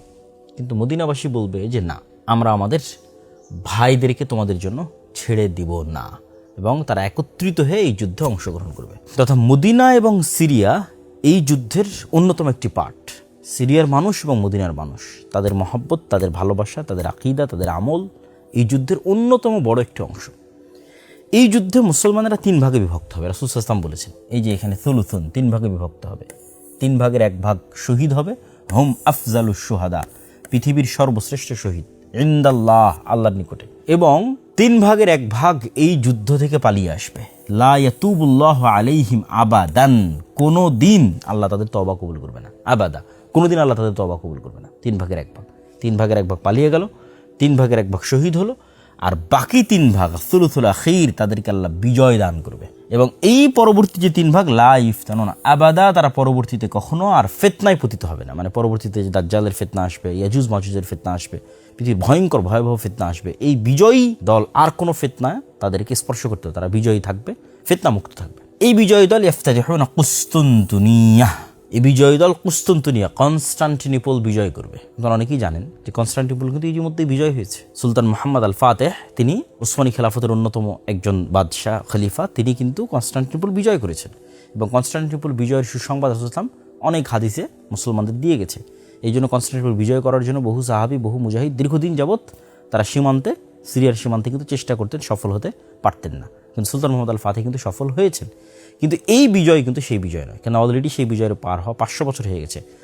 আর এখানে যেই বিজয়ের কথা বলতেছে, এই বিজয়ের পরেই মূলত দাজ্জাল, মাসিহ আদ-দাজ্জাল বের হবে। তাহলে এটা এমন এক বিজয়, যেই বিজয়ের পরে দাজ্জাল বের হবে, তাহলে ওই বিজয় সেই বিজয় নয়। তাহলে বোঝা যাচ্ছে এই হাদিস থেকে একটা জিনিস আমরা বুঝতে পারতেছি, আজকের যেই ইস্তাম্বুল, তুরস্কের রাজধানী, কনস্টান্টিনোপল বা কুস্তুনতুনিয়া বা আজকের তুরস্ক, এটা মুসলমানদের হাতে থাকবে না। অবশ্যই কোনো না কোনোভাবে এটা মুসলমানদের হাত ছাড়া হবে বা অন্যের দখলে চলে যাবে, জোরপূর্বক যেভাবেই হোক। তাহলেই তো মুসলমানরা সেটিকে বিজয় করবে, তথা কিয়ামতের পূর্ব মুহূর্তে আর একবার মুসলমানরা তুরস্ক বিজয় করবে। তথা এখন যে তুরস্ক মুসলমানদের হাতে আছে, এই তুরস্ক মুসলমানদের হাতে থাকবে না। এই যুদ্ধের অন্য হাদিসগুলোতে রাসূলুল্লাহ সাল্লাল্লাহু আলাইহি ওয়াসাল্লাম বলেছেন যে এই যুদ্ধে এত মানুষ মারা যাবে, এত মানুষ মারা যাবে যে পাখি যদি 1 মাস আকাশে উড়ে সে লাশের সারি শেষ করতে পারবে না, যে লাশের দুর্গন্ধহীন কোনো একটা জায়গায় থামবে পাবে না, আকাশ থেকে মৃত অবস্থায় পড়ে যাবে। মানুষ ওয়ারিস খুঁজে পাবে না যে তার সম্পদের ওয়ারিস কে হবে। কোনো একটা বংশে 100 মেম্বার থাকে, 99 জন মারা যাবে, 1 জন বেঁচে থাকবে। এত ভয়াবহ এবং ভয়ঙ্কর যুদ্ধ হবে এই যুদ্ধ। এবং এখানে আরও একটা বিষয় আপনাদের তুলে ধরি যে এই যুদ্ধের সাথে অন্য আর কিছু হাদিসকে যদি ইনক্লুড করি তাহলে বোঝা যায় যে এই যুদ্ধের পরপরই মুসলমানদের এই বিজয় কাফেলা রোম পর্যন্ত পৌঁছে যেতে পারে। কিছু কিছু হাদিসে বলা আছে ইতালির রাজধানী রোম। হাদিসগুলোর সহিহ জয়ীফ নিয়ে মতভেদ থাকতে পারে। আবার এই বিজয় কাফেলা কিন্তু মসজিদে আকসাও বিজয় করতে পারে, বা মসজিদে আকসা তো মুসলমানদের শাসন ব্যবস্থা থাকতে পারে। এই যুদ্ধ সম্পর্কে তথা কুস্তুনতুনিয়া বিজয় সম্পর্কে আরেকটি গুরুত্বপূর্ণ হাদিস আছে। রাসূলুল্লাহ সাল্লাল্লাহু আলাইহি ওয়াসাল্লাম বলছেন, তোমরা এমন একটি শহরের কথা জানো যে শহরের এক পাশে সমতল আর এক পাশে সমুদ্র। প্রায় সকল আলেম ওলামা একমত যে এই শহর হচ্ছে কুস্তুনতুনিয়া। তো রাসূলুল্লাহ সাল্লাল্লাহু আলাইহি ওয়াসাল্লাম বলছেন, লা তাকুমুস সাআহ, ততদিন পর্যন্ত কিয়ামত হবে না যতদিন না ইসহাক আলাইহিস সালাতু ওয়াস সালামের বংশের 70,000 মানুষ এই শহরকে বিজয় করার জন্য যুদ্ধ না করেন। কিন্তু সবচেয়ে মজার বিষয় হচ্ছে তারা এই যুদ্ধ লাম ইউকাতিলু বিসিলাহিন, কোনো অস্ত্র দিয়ে করবে না। তো তাদের কোনো তরবারি, বন্য কোনো অস্ত্র, রাইফেলগুলি কিছু থাকবে না, এবং তারা কোনো তীরও নিক্ষেপ করবে না। ওয়ালা বিসাহমিন, কোনো তীরও নিক্ষেপ করবে না। তাহলে যুদ্ধটা বিজয় হবে কিভাবে? তারা শুধু লা ইলাহা ইল্লাল্লাহ আল্লাহু আকবার এই আওয়াজ দিবে, এবং এই আওয়াজে শহরের দেওয়াল পড়ে যাবে, প্রথম আওয়াজে প্রথম, দ্বিতীয়, তৃতীয়, এবং এইভাবে তাদের জন্য এই শহরে প্রবেশ সহজ হবে এবং এই সহজকে তারা বিজয় করবে। তো আলেম ওলামাদের ব্যাখ্যা অনুযায়ী যে রোমে তথা সিরিয়া এবং তুরস্কের সীমান্তবর্তী অঞ্চলে রোমানদের সাথে যে ভয়ঙ্কর যুদ্ধটা হবে, ওই যুদ্ধে বিজয়ের পর মুসলমানেরা যখন কুস্তুনতুনিয়া শহরে প্রবেশের জন্য যাবে, কেননা এখন যেখানে রোমানদের সাথে যুদ্ধের যে জায়গাটা আমরা দেখতেছি সেখান থেকে কুস্তুনতুনিয়া শহর কিন্তু অনেক দূরে। তো এই যুদ্ধে পরাজয়ের পর সামনে আরও বিজয় অভিযান চলতে থাকবে। বিজয় অভিযান করতে করতে করতে করতে একটা পর্যায়ে গিয়ে তারা কুস্তুনতুনিয়াতে প্রবেশ করবে। তো যখন তারা কুস্তুনতুনিয়াতে প্রবেশ করবে তখন কুস্তুনতুনিয়ার যে শহর রক্ষা দেওয়াল বা প্রাচীর আছে সেটিকে ধ্বংস করার জন্য তাদের আলাদা কোনো অস্ত্র ব্যবহার করতে হবে না, যে আমরা এটা ভাঙবো, কোনো অস্ত্র ব্যবহার করে না। তারা শুধু মুখের তাকবীর দেওয়ার মাধ্যমে লা ইলাহা ইল্লাল্লাহ আল্লাহু আকবার বলবে, এই বলাতেই দেওয়াল ভেঙে পড়ে যাবে এবং তারা কুস্তুনতুনিয়া শহরের মধ্যে বিজয়ী বেশে প্রবেশ করবে। এখানে যে যুদ্ধ, এই যুদ্ধের পরপরই মুসলমানেরা তাদের গনিমতের মাল বন্টনের জন্য তাদের তরবারিকে জাইতুন গাছের সাথে ঝুলিয়ে রাখবে, এবং জাইতুন গাছের সাথে ঝুলিয়ে রাখার পরপরই এই যে সুয়ুফাহুম বিজাইতুন, এটার থেকে অনেক উদ্দেশ্য নিয়েছেন যে এই যুদ্ধটা তরবারি দেওয়া হবে। তরবারি জাইতুন গাছে ঝুলিয়ে থাকবে, শয়তান চিৎকার করে বলবে তোমাদের বাড়িতে দাজ্জাল প্রবেশ করে গেছে। কিন্তু এটা মিথ্যা হবে, তখনও দাজ্জাল বের হয়নি। তখন এই সেনাবাহিনীর মধ্যে থেকে অন্য হাদিসে রাসূলুল্লাহ অন্য রিওয়ায়াতে বলেছেন 10 জন অশ্বারোহী রওনা দিবে দাজ্জালের অনুসন্ধানে। আল্লাহ নবী বলছেন ওই 10 জনের নাম, তাদের বাপ দাদার নাম, তাদের ঘোড়া, তাদের গায়ের রং সব আমি বলে দিতে পারবো। তো তারা যখন দাজ্জালের অনুসন্ধানে রওনা দিবে, ইতিমধ্যেই সত্যি সত্যি দাজ্জাল তথা এই মুজাহিদরা রিটার্ন ব্যাক যখন দামেশকে করবে, ততদিনে সত্যি সত্যি দাজ্জাল বের হয়ে যাবে।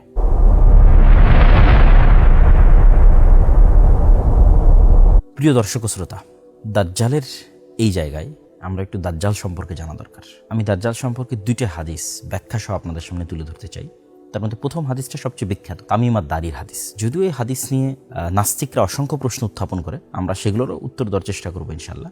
কিন্তু হাদিসটির বিশুদ্ধতা নিয়ে কোনো সন্দেহ নেই। ইমাম বুখারী থেকে শুরু করে ইমাম মুসলিম থেকে শুরু করে বিশ্বের সকল মুহাদ্দিস এই হাদিসকে সহিহ বলেছেন। তামিম আদ-দারি নামক একজন জনৈক সাহাবী, তিনি রাসূলুল্লাহ সাল্লাল্লাহু আলাইহি ওয়াসাল্লামের নিকটে এসে তার সাথে দাজ্জালের যে সাক্ষাতের এক ব্যতিক্রম বর্ণনা, সেই ব্যতিক্রম বর্ণনাটি তুলে ধরেছেন। সেই ব্যতিক্রম বর্ণনা শুরু হয়, তারা একটি সামুদ্রিক নৌকায় আরোহণ করে, প্রায় 30 জন মানুষ সহ 30 জন মানুষ সহ একটি সামুদ্রিক নৌকায় আরোহণ করে। সামুদ্রিক নৌকায় আরোহণ করার পর শাহরান, প্রায় 1 মাস লাইবা বিহিমুল মাউজ, ঝড় বৃষ্টি তুফানের কারণে যে আকাশে তারা এবং চাঁদ দেখে তারা যে দিক ঠিক করতো এবং দিক ঠিক করে যে সফর করতো, এটা তাদের পক্ষে করা সম্ভব হয় না। তথা কোন দিকে নৌকা যাচ্ছে ঝড় বৃষ্টি এবং ঢেউয়ের তাণ্ডবে সেটা তারা বুঝতে পারতেছে না। 1 মাস পর যখন মোটামুটি একটু ঠান্ডা হলো, ঝড় বৃষ্টি একটু কমে গেল, তখন তারা একটি দ্বীপে পৌঁছে গেল। এই দ্বীপে ঢোকার মুখেই তারা দেখছে দাব্বাতুন, আরবিতে দাব্বাতুন মানে দাব্বায়ে দিব্বু, জমিনে মাটিতে চলে এরকম প্রাণীকে দাব্বাতুন বলা হয়। এবং আল্লাহ সুবহানাহু ওয়া তাআলা কোরআন মাজিদে অন্য আরেক জায়গায় বলেছেন, ওমা মিন দাব্বাতিন ফিল আরদি ইল্লা আলাল্লাহি রিজকুহা, তথা পৃথিবীতে বিচরণশীল প্রত্যেক প্রাণীর রিজিকের দায়িত্ব আল্লাহর। ওখানেও কিন্তু দাব্বা ব্যবহার করা হয়েছে। এবং আরেকটি বিষয় মাথায় রাখতে হবে, কিয়ামতের পূর্ব মুহূর্তে দাব্বাতুল আরজ নামে একটা প্রাণী বের হবে। এটাও কিয়ামতের আলামতগুলোর একটি। অসংখ্য সহিহ হাদিস আছে যেটা দাজ্জালেরও পরবর্তীতে ঘটবে, যে দাব্বাতুল আরজ বের হবে। তো ওই জাজিরা তথা ওই দ্বীপে প্রবেশের মুখে তারা একটি প্রাণী দেখলো, যে প্রাণী কাসীরু শার, প্রচুর পরিমাণে চুল দিয়ে ঢাকা।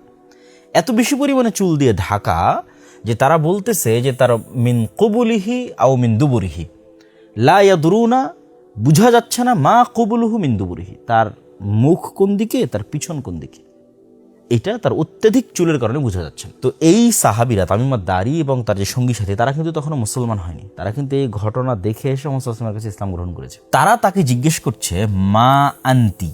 এই যে আন্তি, যারা আরবি জানেন তারা বুঝেন যেটা মুআন্নাস সূচক শব্দ ব্যবহার হয়, তথা তাকে তারা মহিলা তথা স্ত্রীলিঙ্গ বাচক শব্দ ব্যবহার করেছে। তথা তার আকার আকৃতির মধ্যে অবশ্যই মহিলাবাচক কিছু ছিল বা মহিলার কোনো আলামা ছিল। এবং সেও যখন উত্তরে বলেছে আনাল জাসসাসা, আমি হচ্ছি গোয়েন্দা। তা একটা প্রাণী কথা বলতেছে, জন্তু জীব জানোয়ার কথা বলতেছে, কি বলতেছে? সে গোয়েন্দা। সেম ঘটনা কিয়ামতের পূর্ব মুহূর্তে ঘটবে, যে একটা দাব্বাতুল আরজ বের হবে, যেই দাব্বাতুল আরজ, যেই জানোয়ার জন্তু মানুষের সাথে কথা বলবে। তো এই হাদিসের একটা ব্যতিক্রম পাঠ হচ্ছে জীব জন্তু জানোয়ার মানুষের সাথে কথা বলতেছে এবং সে নিজেকে গোয়েন্দা হিসেবে পরিচয় দিচ্ছে। তথা দাজ্জালের পৃথিবীর তথ্য সংগ্রহের যে সেন্টার, দাজ্জাল পৃথিবীর যে তথ্যগুলো সংগ্রহ করে তার মাধ্যম হচ্ছে সে।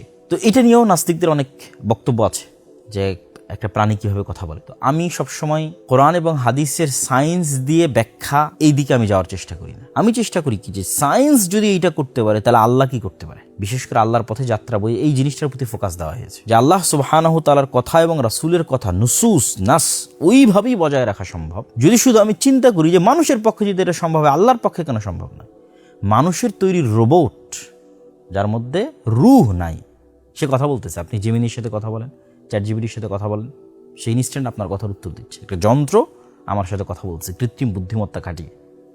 তাহলে আল্লাহ সুবহানাহু তাআলার সৃষ্টি জীব যার মধ্যে রূহ আছে, সে কেন কথা বলতে পারবে না? সুতরাং এটা অসম্ভব কিছু নয়, অযৌক্তিক কিছু নয়। মানুষই তো এরকম অসংখ্য কিছু তৈরি করে ফেলতেছে। তখন এই গোয়েন্দা তাদেরকে বলল যে তোমরা এই সামনের দিকে এগিয়ে যাও, ওখানে একজন ব্যক্তি, একজন মানুষ তোমাদের অপেক্ষা করতেছে, সে তোমাদের সাথে কথা বলবে, সে তোমাদের বিষয়ে জানার জন্য খুবই আগ্রহী। তথা দাজ্জালের কাছে আগেই নিউজ পৌঁছে গেছে যে তারা এখানে আসতেছে, এই জন্যই সে জানার জন্য কিন্তু আগ্রহী। আর এই নিউজ হয়তো তার এই জাসসাসার মাধ্যমেই পৌঁছেছে। তো এই আরবের মানুষগুলো তারা চিন্তা করতেছে যে এই জীবজন্তু জানোয়ার আমাদের সাথে কথা বলতেছে, এই মনে হয় ভূত জিন। এই যে এখানে লেখেন আংতাকুনা শাইতানা, আমরা মনে করছি মানে জিন শয়তান। নাহলে একটা গরু কীভাবে আমার সাথে কথা বলতে পারে, একটা খাসি কীভাবে আমার সাথে কথা বলতে পারে, জীবজন্তু জানোয়ার কীভাবে আমার সাথে কথা বলতে পারে। তো তাকে আমরা জিন শয়তান মনে করে ভয়ে পালিয়ে যেতে থাকলাম, যে যাক একটা মানুষ তো অন্তত আছে, আগে মানুষের সাথে দেখা করি। তো আমরা সেরান খুব দ্রুত যেতে থাকলাম ওই মানুষের সাথে সাক্ষাতের জন্য। তা আমরা যখন ঢুকলাম তখন দেখলাম আ'যামু ইনসানিন, এত বিশাল দেহের মানুষ আমরা আগেও কখনো দেখিনি, পরেও কখনো দেখিনি। এবং তাকে খুব শক্তভাবে বাঁধা আছে, তার হাতকে তার কাঁধের সাথে এবং তার হাঁটুকেও শক্তভাবে, হাঁটু কাঁধ হাত এগুলো খুব শক্তভাবে বাঁধা আছে। তো অনেকেই মনে করে যে বিশাল দেহের মানুষ দাজ্জাল কিভাবে, অথচ দেখেন এটাও অযৌক্তিক নয়। কেন অযৌক্তিক নয়? স্বয়ং রাসূল সাল্লাল্লাহু আলাইহি ওয়াসাল্লাম বলছে এবং আল্লাহ সুবহানাহু ওয়া তাআলার পক্ষ থেকে রাসূল সাল্লাল্লাহু আলাইহি ওয়াসাল্লামের মাধ্যমে আমরা জানি যে আদম আলাইহিস সালাতু ওয়াস সালামকে সৃষ্টি করা হয়েছিল, তিনি ছিলেন 60 গজ উঁচু। তো আদম আলাইহিস সালাতু ওয়াস সালামের মিন উলদে আদম, আদমেরই সন্তান তো দাজ্জাল। তাহলে আদম আলাইহিস সালাতু ওয়াস সালাম যে বিশাল দেহের অধিকারী, এখন যদি আদম আলাইহিস সালাতু ওয়াস সালাম আমাদের সামনে আসে আমরা কিন্তু আশ্চর্য হয়ে যাব, কেন মানুষের সাইজ খাটো হতে হতে হতে হতে হতে আমরা এই পর্যায়ে চলে এসেছি। তাহলে আদমের সন্তান দাজ্জাল বিশাল দেহের অধিকারী হলে অস্বাভাবিক কিছু না, অসম্ভব কিছু না, মানে ইললজিক্যাল কিছু নয়, লজিক্যাল, বিশ্বাস করার মতো এবং বিশ্বাসযোগ্য। তো আমরা এই বিশাল দেহের অধিকারী মানুষকে দেখে ওয়াইলাক মা আনতা, এই তুমি কে? তখন সে বলে যে তোমরা তো আমার খবর জানবেই, তোমরা আগে বলো তোমরা কারা। মানে দাজ্জাল বলছে আমি কে, এটা তোমরা জানবেই, তোমরা আগে বলো তোমরা কারা। তা আমরা বললাম যে আমরা এরকম আরবের মানুষ, এভাবে আমরা সফর করেছিলাম, পুরো ঘটনা তাকে শোনালাম। দাজ্জাল তখন এই আরবের মানুষদেরকে 4টে বিষয় সম্পর্কে জিজ্ঞেস করেছে। 1 নম্বর হচ্ছে নাখলে বাইসান, 2 নম্বর হচ্ছে বহায়রা আত-তাবারিয়া, 3 নম্বর হচ্ছে আইনে জোগার এবং 4 নম্বর হচ্ছে আন নাবিয়িল উম্মিয়িন। এই 4টে বিষয় সম্পর্কে সে জিজ্ঞেস করেছে। নাখল বাইসান, এটা একটা খেজুর বাগান, বাইসানের খেজুর বাগান সম্পর্কে আমাকে বলো।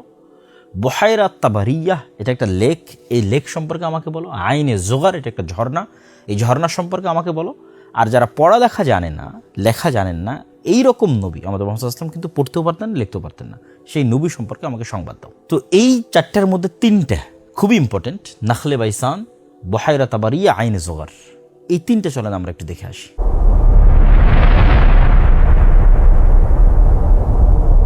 বুহাইরা তাবারিয়াকে লেক অফ টাইবেরিয়া অথবা ইংরেজিতে সি অফ গ্যালিলি বলা হয়। এটা বর্তমানে ইসরায়েলের সীমানার অন্তর্ভুক্ত তথা অধিকৃত যে ফিলিস্তিন যেটা দখল করে রেখেছে ইসরায়েল তার নিজের সীমানার মধ্যে, তার মধ্যে অন্তর্ভুক্ত। এই যে আপনারা দেখতে পাচ্ছেন, এটি হচ্ছে সি অফ গ্যালিলি বা লেক অফ টাইবেরিয়া।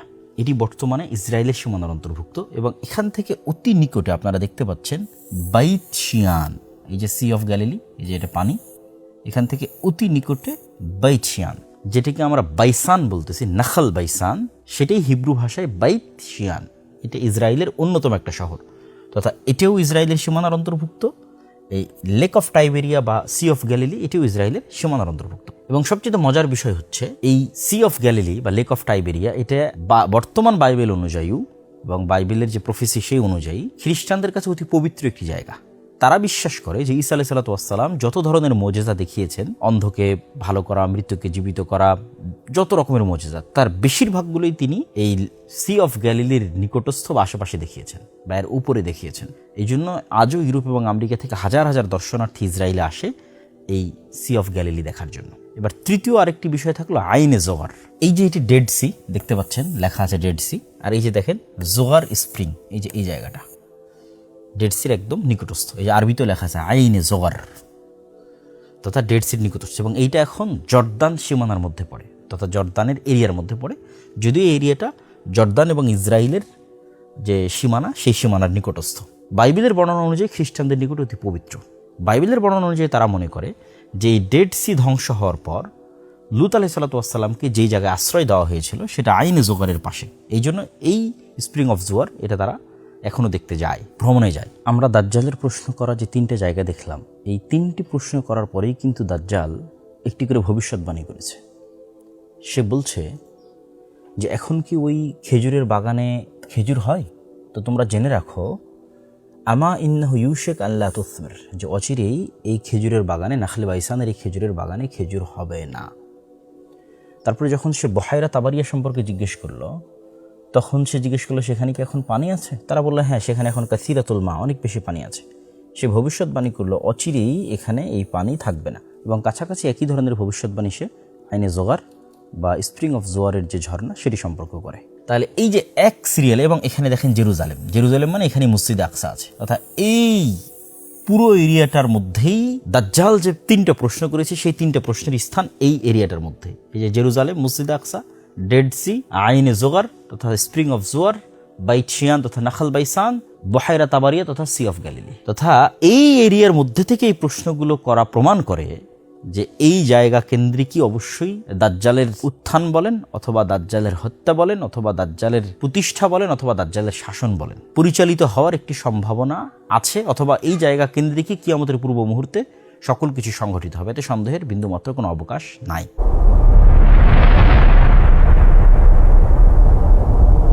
এখানে আর একটি হাদিস বলিনি, রাসূল সাল্লাল্লাহু আলাইহি ওয়াসাল্লাম বলেছেন উমরানু বাইতুল মাকদিস তথা বাইতুল মাকদিসের আবাদ হওয়া, খরাবু ইয়াসরিব মদিনার বিরান হওয়া, ওয়া খারাবু ইয়াসরিব আর মদিনার বিরান হওয়া, খুরুজুল মালহামা ভয়ঙ্কর যে যুদ্ধ সেই যুদ্ধের আবির্ভাব, কিয়ামতের পূর্ব মুহূর্তের যে যুদ্ধ, যেটা বিশেষ করে যে যুদ্ধটা আমরা দেখলাম রোমানদের সাথে আমাক এবং দাবেক নামক জায়গায়, সেই যুদ্ধ।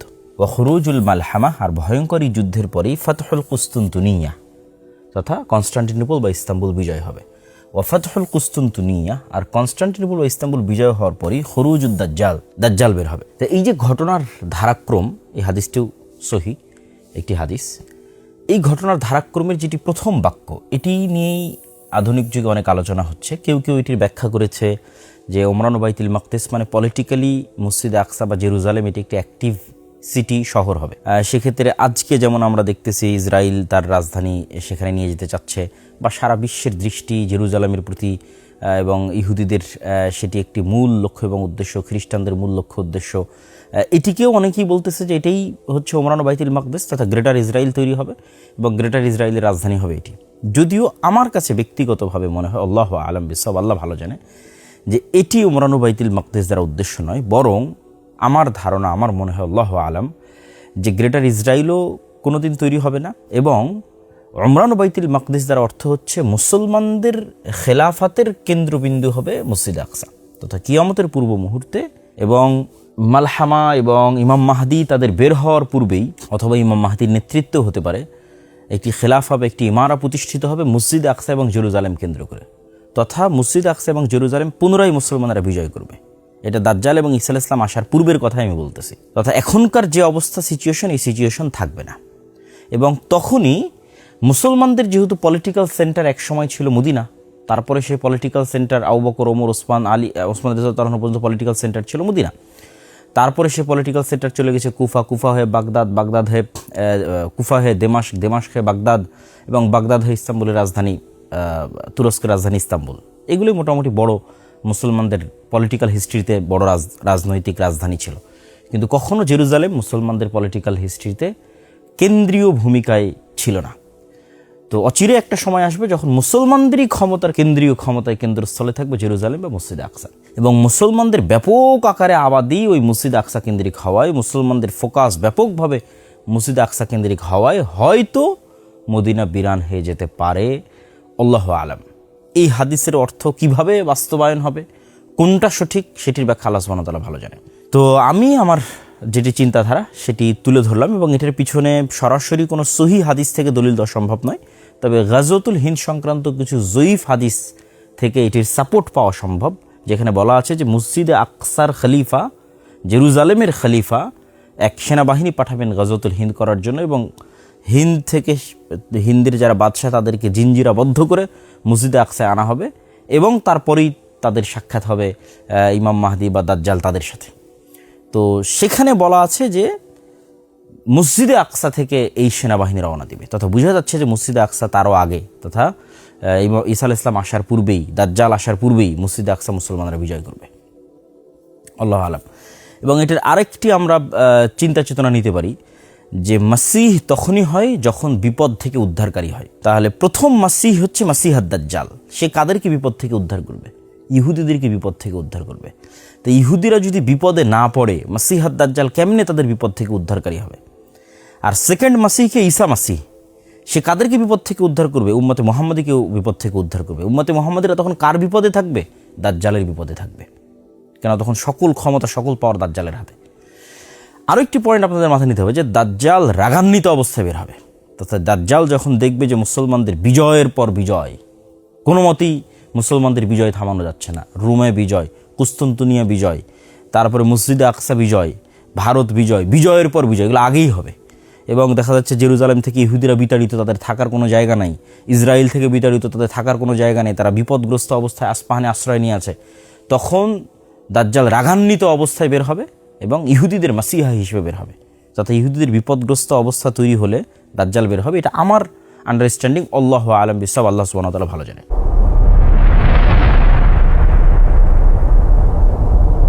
এবার দাজ্জালের কার্যক্রম এবং দাজ্জাল পৃথিবীতে কি করবে এবং দাজ্জাল কয়দিন থাকবে এবং তারপরে কি হবে, এটার একটা বিস্তারিত আমাদের দেখাই। রাসূলুল্লাহ সাল্লাল্লাহু আলাইহি ওয়াসাল্লাম দাজ্জাল সম্পর্কে আরেকটি বিস্তারিত হাদিসে, পুরো হাদিসের আমরা অনুবাদ করব না, মূল অংশগুলো আপনাদের দেখাই। আরেকটি বিস্তারিত হাদিসে রাসূলুল্লাহ সাল্লাল্লাহু আলাইহি ওয়াসাল্লাম বলছেন যে আমি জীবিত থাকা অবস্থায় যদি দাজ্জাল বের হয় তাহলে আমিই তো তোমাদের জন্য যথেষ্ট দাজ্জালের জন্য, আর যদি আমি জীবিত থাকা অবস্থায় বের না হয় তাহলে আল্লাহ সুবহানাহু তাআলা আল্লাহু খলিফাতি আলা কুল্লি মুসলিম, প্রত্যেক মুসলমানের দায়িত্ব আল্লাহর উপর। দেখেন রাসূল সাল্লাল্লাহু আলাইহি ওয়াসাল্লাম নিজেও আশঙ্কা করতেন যে তার জীবদ্দশাতেও দাজ্জাল বের হয়ে যেতে পারে। এটার আরও একটা উদাহরণ আপনারা নিতে পারেন ইবনে সাইয়াদের হাদিস থেকে। যে ইবনে সাইয়াদ নামক একজন ইহুদি ব্যক্তি, যাকে সাহাবীরা দাজ্জাল হিসেবে সন্দেহ করতেন আল্লাহর নবীর জীবদ্দশায়। তো যখন ওমর রাদিয়াল্লাহু তাআলা বলছে আল্লাহ নবী আপনি আমাকে অনুমতি দেন যে আমি ইবনে সাইয়াদকে হত্যা করব, তখন রাসূলুল্লাহ সাল্লাল্লাহু আলাইহি ওয়াসাল্লাম বলছে যদি এ দাজ্জাল না হয় তাহলে কেন নিরপরাধ মানুষকে হত্যা করবে, আর যদি এ দাজ্জাল হয় তাহলে তুমি তো তাকে হত্যার অধিকার রাখো না, তাকে ঈসা আলাইহিস সালাম হত্যা করবে। আল্লাহ নবী কিন্তু বললেন না যে সে দাজ্জাল নয়। এই জন্য দাজ্জালের আগমনের বিষয়ে যে আমি নিশ্চিত যে না আজকে দাজ্জাল বের হবে না, আগামীকাল দাজ্জাল বের হবে না, এরকম নিশ্চিত স্বয়ং মুহাম্মদ সাল্লাল্লাহু আলাইহি ওয়াসাল্লামও ছিলেন না। যে কোনো মুহূর্তে দাজ্জাল বের হয়ে যেতে পারে, এটা এই হাদিস থেকে আমরা স্পষ্ট বুঝতে পারি। এবার রাসূল সাল্লাল্লাহু আলাইহি ওয়াসাল্লাম বলছেন যে দাজ্জালের সামনে তোমরা ফাওয়াতিহ সূরাতিল কাহাফ, সূরা কাহাফ দাজ্জাল থেকে বাঁচার অন্যতম একটি মাধ্যম।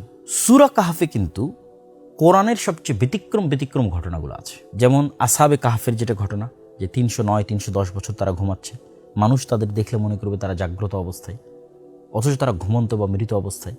আবার তারা ঘুম থেকে উঠে বলছে, কই আমরা তো অল্প কিছু সময় ঘুমিয়েছিলাম। এই যে সময়ের একটা ব্যাপক হেরফের, এই সময়ের হেরফের কিন্তু দাজ্জালের সাথে সংঘটিত হবে।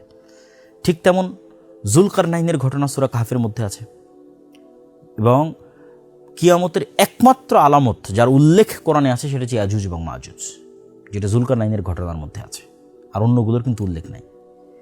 তারপরে আরও একটি ব্যতিক্রম ঘটনা সূরা কাহফে আছে, সেটা হচ্ছে খিজির আলাইহিস সালামের সাথে মুসা ইসলামের সাক্ষাৎ। এটা অন্যতম একটি ব্যতিক্রম ঘটনা। খিজির আলাইহিস সালাম কই থেকে আসলো, কীভাবে দেখা হলো, আবার কোথায় চলে গেল। তো ওই জিনিসগুলোকেও আমরা, এই বিষয়গুলোকেও আমরা দাজ্জাল এবং ইয়াজুজ মাজুজের সাথে আরেকবার কানেক্ট করব। কিন্তু আপাতত এখানে আমরা এতটুকু বলে নিচ্ছি যে সূরা কাহফের গুরুত্ব, কেননা যেই দিন দাজ্জাল বের হবে ওই দিন সূরা কাহফের এই ঘটনাগুলোকে আমরা দাজ্জালের বের হওয়ার সাথে পরিপূর্ণরূপে মিলিয়ে ফেলতে পারবো। এবং যে সূরা কাহফ অতি মজবুতভাবে বিশ্বাস করবে তার জন্য ঈমান ধরে রাখা অনেক সহজ হবে। আমরা আরেকটি ভিডিওতে ইনশাআল্লাহ সূরা কাহফের এই ঘটনাগুলো নিয়ে বিস্তারিত আলোচনা করব ইনশাআল্লাহ, যদি আল্লাহ সুবহানাহু ওয়া তাআলা তৌফিক দেয়। তো আল্লাহ নবী বলছেন যে খাল্লাতাম বাইনা শাম ওয়াল ইরাক, শাম এবং ইরাকের মধ্যবর্তী স্থান থেকে দাজ্জাল বের হবে। আর এক হাদিস রাসূল সাল্লাল্লাহু আলাইহি ওয়াসাল্লাম বলেছেন, ওই যে আগের যে হাদিস তামিমাত দারি, যে তিনি মদিনার এইভাবে লাঠি দিয়ে আঘাত করে বললেন এটাই সেই মদিনা যেখানে দাজ্জাল প্রবেশ করতে পারবে না, আর এখান থেকে মাশরিক পূর্ব দিক থেকে দাজ্জাল বের হবে। এবং আমরা যদি মদিনা থেকে পূর্ব দিকে, যেখানে দাঁড়িয়ে রাসূল সাল্লাল্লাহু আলাইহি ওয়াসাল্লাম পূর্ব দিকে ইশারা করছেন যে দিক থেকে দাজ্জাল বের হবে, আমরা যদি মদিনা থেকে পূর্ব দিকে একটা রেখা টানি, তাহলে এই রেখাটা এইভাবে যেতে থাকে পূর্ব দিকে। তার মধ্যে সৌদি আরবের এই অঞ্চলগুলোও পড়বে, সৌদি আরবের রিয়াদ অঞ্চলও পড়বে, তারপরে বাহরাইন, কাতার, তারপরে এই যে পারস্য উপসাগর যেখানে এখন যুদ্ধ চলতেছে, তারপরে এই বিশাল ইরান, বিশাল খোরাসান, তারপর বিশাল পাকিস্তান, যেতেই থাকবে পূর্ব দিকে। রাসূল বলছেন পূর্ব দিক থেকে দাজ্জাল বের হবে। তিনি মদিনাতে দাঁড়িয়ে বললেন পূর্ব দিক থেকে দাজ্জাল বের হবে। এবং এখানে আমরা আরেকটা রেখা টেনে আপনাদের দেখাই, এটা হচ্ছে মক্কা কাবা, এটা হচ্ছে মদিনা, আর এখানে আছে জেরুজালেম। এটা কিন্তু এক সিরিয়ালে কাছাকাছি। এই এরিয়াগুলোতে দাজ্জালের প্রচুর পরিমাণে চলাফেরা হবে এবং কিয়ামতের পূর্ব মুহূর্তের সকল ঘটনা এই এরিয়ায় সংঘটিত হবে। এটা আমরা শেষ মুহূর্তে গিয়ে আরও ক্লিয়ার করব। কিন্তু এই এরিয়া সম্পূর্ণরূপে ফিতনামুক্ত থাকবে, মদিনা এবং মক্কা সম্পূর্ণরূপে ফিতনামুক্ত থাকবে। তো রাসূলুল্লাহ সাল্লাল্লাহু আলাইহি ওয়াসাল্লাম বললেন যে দাজ্জাল পৃথিবীতে থাকবে 40 দিন। তার প্রথম দিন হবে 1 বছরের সময়, তার দ্বিতীয় দিন হবে 1 মাসের সময়, তার তৃতীয় দিন হবে 1 সপ্তাহের সময়, আর তার বাকি দিনগুলো হবে স্বাভাবিক দিনের সময়। এটা একটা ব্যতিক্রম, অত্যন্ত ব্যতিক্রম, যে পৃথিবীর একটা দিন পৃথিবীর 1 বছরের সমান হবে। কেমনে সম্ভব? তারপর চলুন আমরা হিসাব করে দেখি যে ইন টোটাল দাজ্জাল তাহলে কতদিন পৃথিবীতে থাকতে পারে। রাসূলুল্লাহ সাল্লাল্লাহু আলাইহি সাল্লাম বললেন দাজ্জালের 1 দিন হবে 1 বছর, তারপরের দিন হবে 1 মাস, তারপরের দিন হবে 1 সপ্তাহ। এবং যেহেতু সে 40 দিন থাকবে, তাহলে 40 দিনের মধ্যে অলরেডি আমরা 3 দিন বাদ দিয়ে দিয়েছি।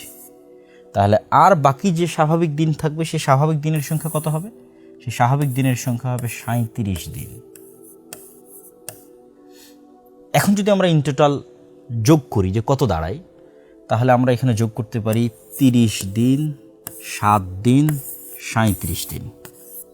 তার 1 মাস সমান 30 দিন, 1 সপ্তাহ সমান 7 দিন, এবং বাকি যে 37 দিন, এই 37 দিন যদি আমরা গণনায় নিয়ে আসি, তাহলে সেক্ষেত্রে হয় 74 দিন, আর এখানে থাকতেছে 1 বছর।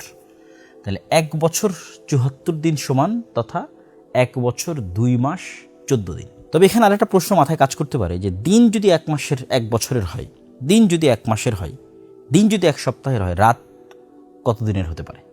আল্লাহ সুবহানাহু ওয়া তাআলা ভালো জানেন। এই হাদিসে রাসূলুল্লাহ সাল্লাল্লাহু আলাইহি ওয়াসাল্লাম দাজ্জাল সম্পর্কে আরও গুরুত্বপূর্ণ 2টি তথ্য দিয়েছেন। একটি হচ্ছে তার শারীরিক অবকাঠামো সম্পর্কে, আরেকটি তার সফরের দ্রুততার সম্পর্কে।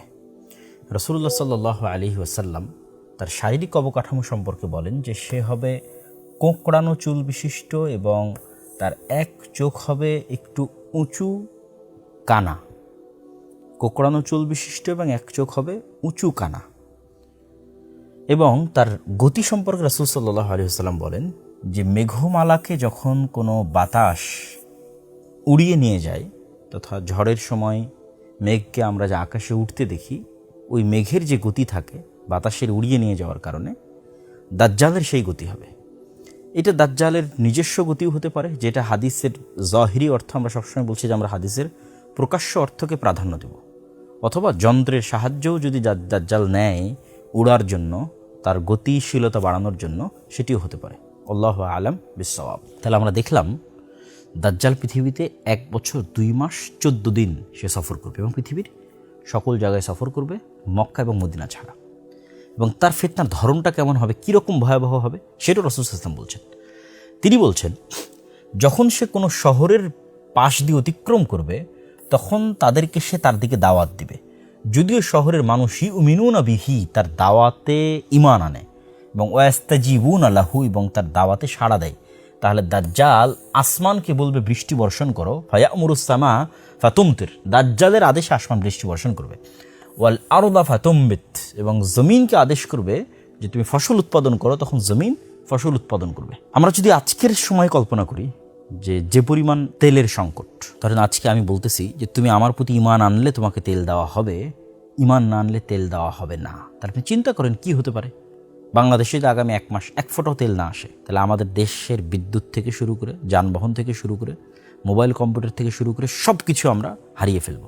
এর চাইতেও ভয়াবহ বিষয়ের কথা বলা হচ্ছে যে আকাশ বৃষ্টি বর্ষণ করবে দাজ্জালের আদেশ, তেল তো বহু দূরের কথা, জমিন ফসল উৎপাদন করবে দাজ্জালের আদেশ, এবং যে তার প্রতি ঈমান আনবে না তার জন্য সব বন্ধ হয়ে যাবে। এই জন্য এটাকে বলা হয়েছে পৃথিবীর সবচেয়ে ভয়াবহ ফিতনা। এইরকম ভয়াবহ ফিতনা থেকে মানুষ কিভাবে বাঁচবে, এটা আমরা ভিডিওর শেষে আপনাদেরকে বলবো ইনশাল্লাহ, যে কিভাবে মানুষ এই ভয়াবহ ফিতনা থেকে বাঁচবে। এইভাবে যখন এই ফিতনা চলতে থাকবে এবং এই ফিতনায় মুমিন এবং মুসলিমের অতিষ্ঠ হয়ে যাবে, এবং শামের মানুষ তারাও দুর্ভিক্ষে নিপতিত হয়ে যাবে। শামের যে মুজাহিদরা কুস্তুনতুনিয়া বিজয় করলো, আগের হাদিসে দেখলেন, তারাও দুর্ভিক্ষের মধ্যে পড়ে যাবে।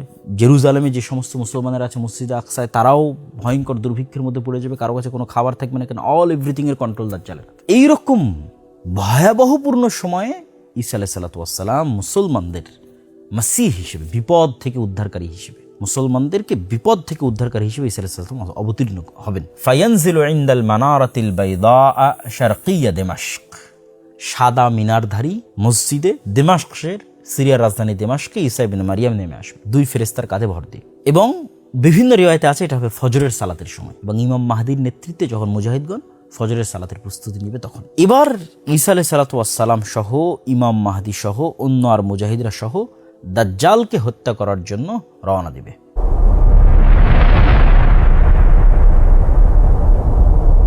দাজ্জালকে কোথায় হত্যা করবে? বিবাবি লুদ্দিন, জেরুজালেমের লুদ নামক দরজা। চলুন আমরা একটু গুগল ম্যাপ থেকে সেটাও দেখে আসি। দাজ্জালকে যেই জায়গায় হত্যা করা হবে, যেটি রাসূল সাল্লাল্লাহু আলাইহি ওয়াসাল্লামের হাদিসে আমরা দেখলাম এখনই, যে বাব লুদ, এই নামে ইসরায়েলে এখন একটি শহর আছে বাবে লুদ নামে। এই যে আমরা আপনাকে সেটি ইন্ডিকেট করিয়ে দেখাচ্ছি, এটা হচ্ছে তেল আবিব, ইসরায়েলের রাজধানী। ইসরায়েলের রাজধানী তেল আবিবের অতি নিকটে বাবে লুদ নামক জায়গা। এবং বাবে লুদ থেকে জেরুজালেম আপনারা দেখতে পাচ্ছেন, বাবে লুদ থেকে জেরুজালেম দেখতে পাচ্ছি, এবং জেরুজালেম থেকে ডেড সি, এবং ডেড সির পরে আমরা জানি যে আইন জোগার। প্রিয় দর্শক ও শ্রোতা, আমরা দেখলাম যে জায়গায় দাজ্জালকে হত্যা করা হবে। চলেন আমরা হাদিসটা পূর্ণ করি। রাসূলুল্লাহ সাল্লাল্লাহু আলাইহি ওয়াসাল্লাম যখন দাজ্জালের হত্যার কথা বললেন বাবে লুদ নামক জায়গায়, তখন তিনি এটিও বললেন যে ঈসা আলাইহিস সালাতু ওয়াস সালাম দাজ্জালকে হত্যা করার পর সেই রক্ত তিনি মানুষকে দেখাবেন। কেননা মানুষের কাছে এটি অবিশ্বাস্য যে দাজ্জালের মতো এত শক্তিশালী, এত বৃহৎ, এত ক্ষমতাধর কাউকে সত্যিকারভাবে হত্যা করা হয়েছে। এটি মানুষের কাছে একটি আশ্চর্যজনক বিষয় বলে মনে হবে, এই জন্য তিনি সেটি মানুষকে দেখাবেন।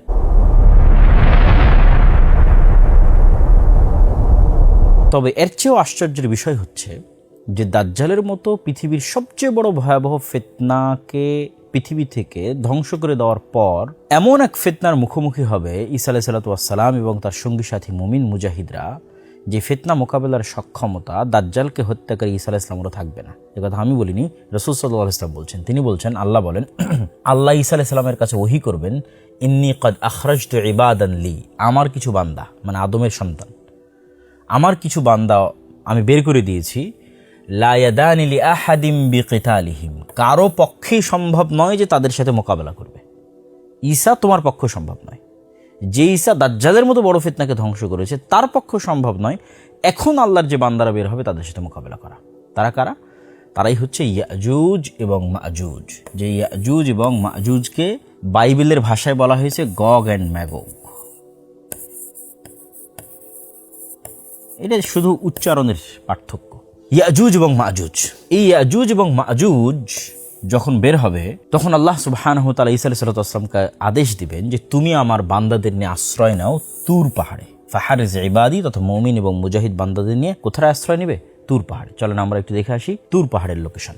আপনারা যারা আমার বানু ইসরাইলের বক্তব্য শুনেছেন অথবা আমার ফিলিস্তিন বইটা পড়েছেন তারা অবশ্যই এই সিনাই মরুভূমির কথা ব্যাপকভাবে শুনেছেন। এই যে এই পাশে আমরা দেখতে পাচ্ছি মিশর, এই সমুদ্র পার হওয়া অবস্থায় ফেরাউন ডুবে গেছে, আর এখানে এসে মুসা আলাইহিস সালাতু ওয়াস সালাম আশ্রয় নিয়েছেন। এই যে তুর পাহাড়, এই তুর পাহাড়ের আশেপাশের অঞ্চলে মুসা আলাইহিস সালাম আশ্রয় নিয়েছেন।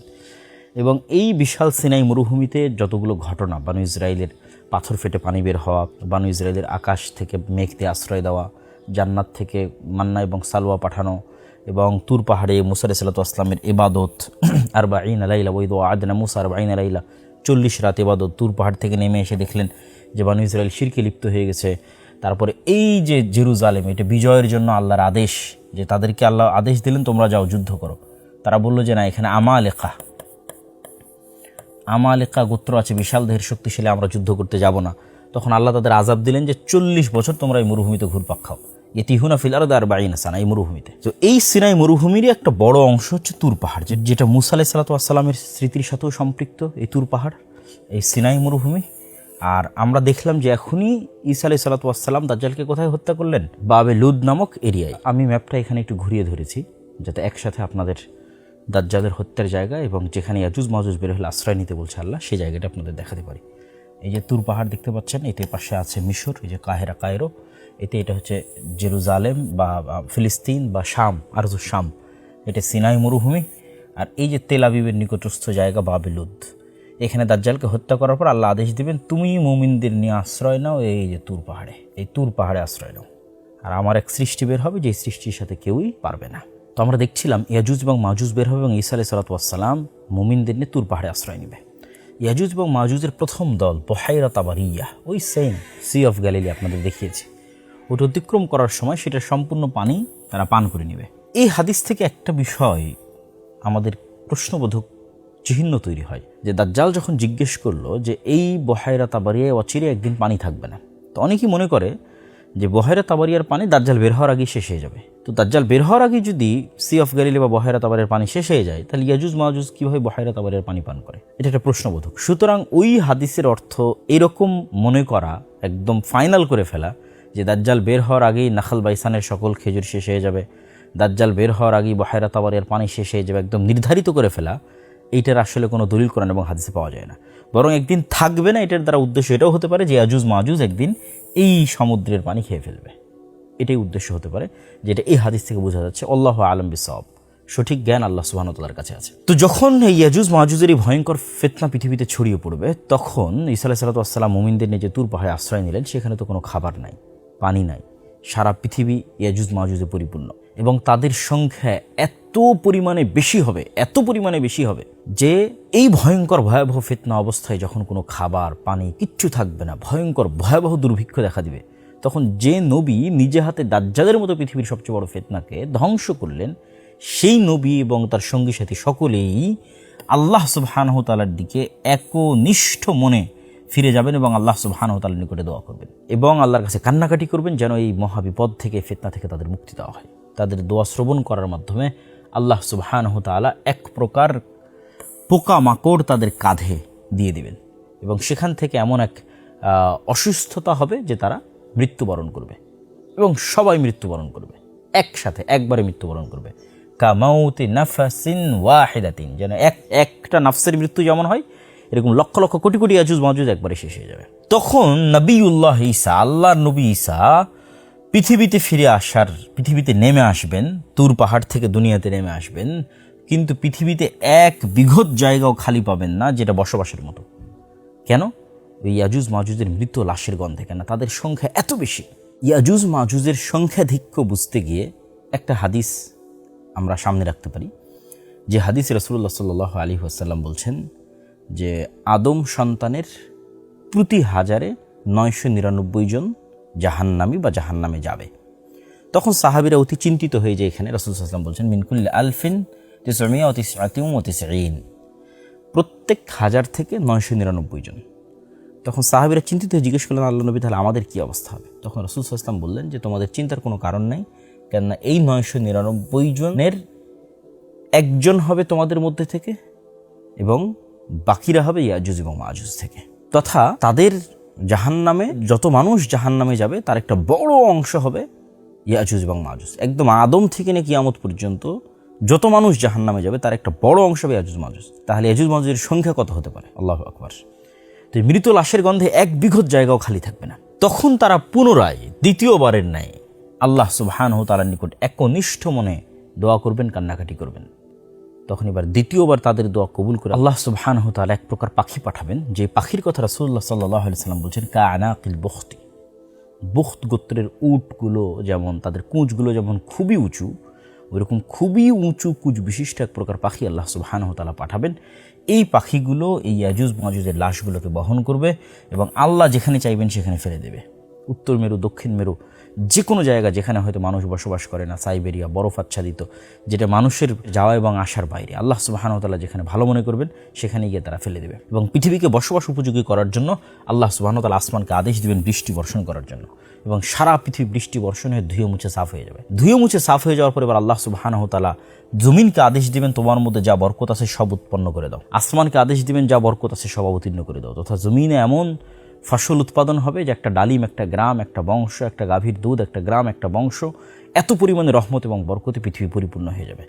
এবং রাসূলুল্লাহ সাল্লাল্লাহু আলাইহি ওয়াসাল্লামের ভাষা অনুযায়ী বিভিন্ন রিওয়ায়াতে, কোনো রিওয়ায়াতে 7 বছর, কোনো রিওয়ায়াতে 10 বছর এই সময়টি চলমান থাকবে। এই সময়ের পরে আল্লাহ সুবহানাহু ওয়া তাআলা একটি ঠান্ডা বাতাস পাঠাবেন, শীতল হাওয়া। এই সময়টা হবে পৃথিবীর শান্তি নিরাপত্তায় পরিপূর্ণ। কোনো মারামারি, কোনো গণ্ডগোল, কোনো যুদ্ধাস্ত্র, কোনো তরবারি, কোনো তীর ধনুক কিচ্ছুর প্রয়োজন হবে না মানুষের, শুধু আরাম এবং শান্তির হবে এই সময়টা, ন্যায় এবং ইনসাফের। তারপর একটি শীতল বাতাসে আল্লাহ সুবহানাহু ওয়া তাআলা সকল মুমিনকে রিহান তাইয়্যিবা, এক শীতল বাতাস আল্লাহ পাঠাবেন। এই শীতল বাতাসে রূহা কুল্লি মুমিনিন ওয়া কুল্লি মুসলিমিন, সকল মুমিন, সকল মুসলিম মারা যাবে। শুধু কারা বাকি থাকবে? শিরারুন নাস, ফাসিক এবং ফাজের মানুষেরা বাকি থাকবে। এই ফাসিক এবং ফাজের মানুষদের উপরই একটা সময় গিয়ে কিয়ামত কায়েম হবে। কতদিন পরে ওটাও আল্লাহ সুবহানাহু ওয়া তাআলা ভালো জানেন, ওটাও আমরা জানি না। কিন্তু ওই সময়গুলো সেই সময় যখন কোরআন থাকবে না, কালিমা লা ইলাহা ইল্লাল্লাহ থাকবে না, আল্লাহর নাম উচ্চারণ করার মতো কেউ থাকবে না, মক্কায় হজ হবে না, কাবা ঘর ধ্বংস হয়ে যাবে। ওই সময়গুলো হচ্ছে সেই সময় যখন মানুষ কুকুর শ্রীগালের ন্যায় খোলা মাঠে যৌন মিলনে লিপ্ত হবে, কোনো লজ্জাবোধ কাজ করবে না। এই যে ভয়ঙ্কর ভয়াবহ যে সময়গুলো, এই সময়গুলো ঈসা আলাইহিস সালামের আগমনের পূর্বের সময় নয়। ঈসা আলাইহিস সালামের আগমনের পূর্ব পর্যন্ত, দাজ্জালের আগমনের পূর্ব পর্যন্ত কোরআন থাকবে, হাদিস থাকবে, দ্বীনের জ্ঞান থাকবে, মসজিদ থাকবে, মাদ্রাসা থাকবে, হজ থাকবে, ওমরা থাকবে, লা ইলাহা ইল্লাল্লাহ থাকবে, সব থাকবে, জিহাদ থাকবে, মুজাহিদ থাকবে, সবই থাকবে। আর এই যে যেগুলো একদম না থাকা, পরিপূর্ণ খারাপে পরিপূর্ণ হয়ে যাবে পৃথিবী, এটা হবে ঈসা আলাইহিস সালামের মৃত্যুর পরে। আর ঈসা আলাইহিস সালামকে কবর দেওয়া হবে মুহাম্মদ সাল্লাল্লাহু আলাইহি ওয়াসাল্লামের পাশে। আমরা যদি রাসূলুল্লাহ সাল্লাল্লাহু আলাইহি ওয়াসাল্লামের কবর দেখি মসজিদে নববীতে, তাহলে আমাদের কাছে একটি বিষয় স্পষ্ট হবে যে এখানে রাসূলুল্লাহ সাল্লাল্লাহু আলাইহি ওয়াসাল্লামের কবর। আমরা কল্পনা করি যে এখানে রাসূল সাল্লাল্লাহু আলাইহি ওয়াসাল্লামের কবর আছে। রাসূল সাল্লাল্লাহু আলাইহি ওয়াসাল্লাম থেকে আরেকটু রাসূলের কাঁধ বরাবর জায়গা থেকে আবু বকর রাদিয়াল্লাহু আনহুর কবর, তার থেকে আরেকটু পিছনে তার কাঁধ বরাবর ওমর রাদিয়াল্লাহু আনহুর কবর, এইভাবে। আর রাসূল সাল্লাল্লাহু আলাইহি ওয়াসাল্লামের এই পাশের জায়গা খালি আছে, এই পাশে কারো কবর নাই, এই পাশে আবু বকর এবং ওমরের কবর। এই যে পাশে রাসূল সাল্লাল্লাহু আলাইহি ওয়াসাল্লামের খালি জায়গা আছে, ঈসা আলাইহিস সালাতু ওয়াসসালামকে দাফন করা হবে এবং কবর দেওয়া হবে তার মৃত্যুর পর। প্রিয় দর্শক ও শ্রোতা, আমরা মোটামুটি দীর্ঘ সময় যাবত কিয়ামতের পূর্ব মুহূর্তে সংঘটিত বিষয়গুলোর উপর সবচেয়ে বিশুদ্ধ যে হাদিসগুলো, বিশেষ করে বুখারী মুসলিমে এসেছে, দাজ্জাল সংক্রান্ত, ইয়াজুজ মাজুজ সংক্রান্ত, সেগুলোর মোটামুটি একটা সারমর্ম আলোচনা আমরা ইতিমধ্যেই করে ফেলেছি। আরও কয়েকটি বিষয়ে আমাদের মধ্যে ব্যাপকভাবে আলোচিত হয়, সেগুলোর প্রতিও ইঙ্গিত না করলেই নয়। তার মধ্যে একটি হচ্ছে যে ইমাম মাহদী।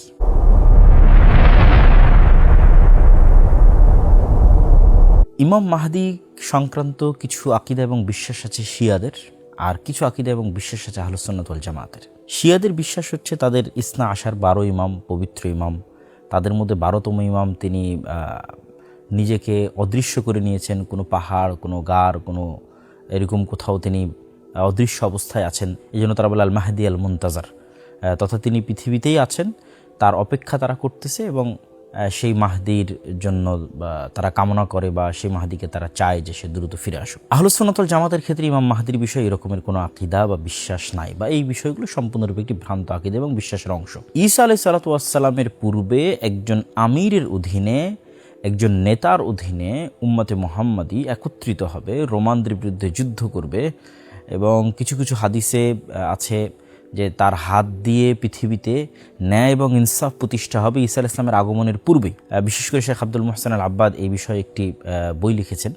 আমরা সেই বই থেকেও এই বিষয়ে দু একটি হাদিস দেখে আসতে পারি। যেহেতু ইমাম মাহদি নিয়ে অসংখ্য বিভ্রান্ত আকীদা এবং বিভ্রান্ত বিশ্বাস মানুষের মধ্যে বিরাজমান, ফলত এই বিষয়ে সঠিক আকীদা রাখাও অনেক জরুরি, এবং এই জন্য আমরা মাকতাবাতুস সালাফের পক্ষ থেকে অচিরেই এই শেখ আব্দুল মুহসিন আল আব্বাদের এই বইটি আমরা বাংলা অনুবাদ নিয়ে আসছি ইনশাআল্লাহ। সেখানে বিস্তারিত আলোচনা পাবেন।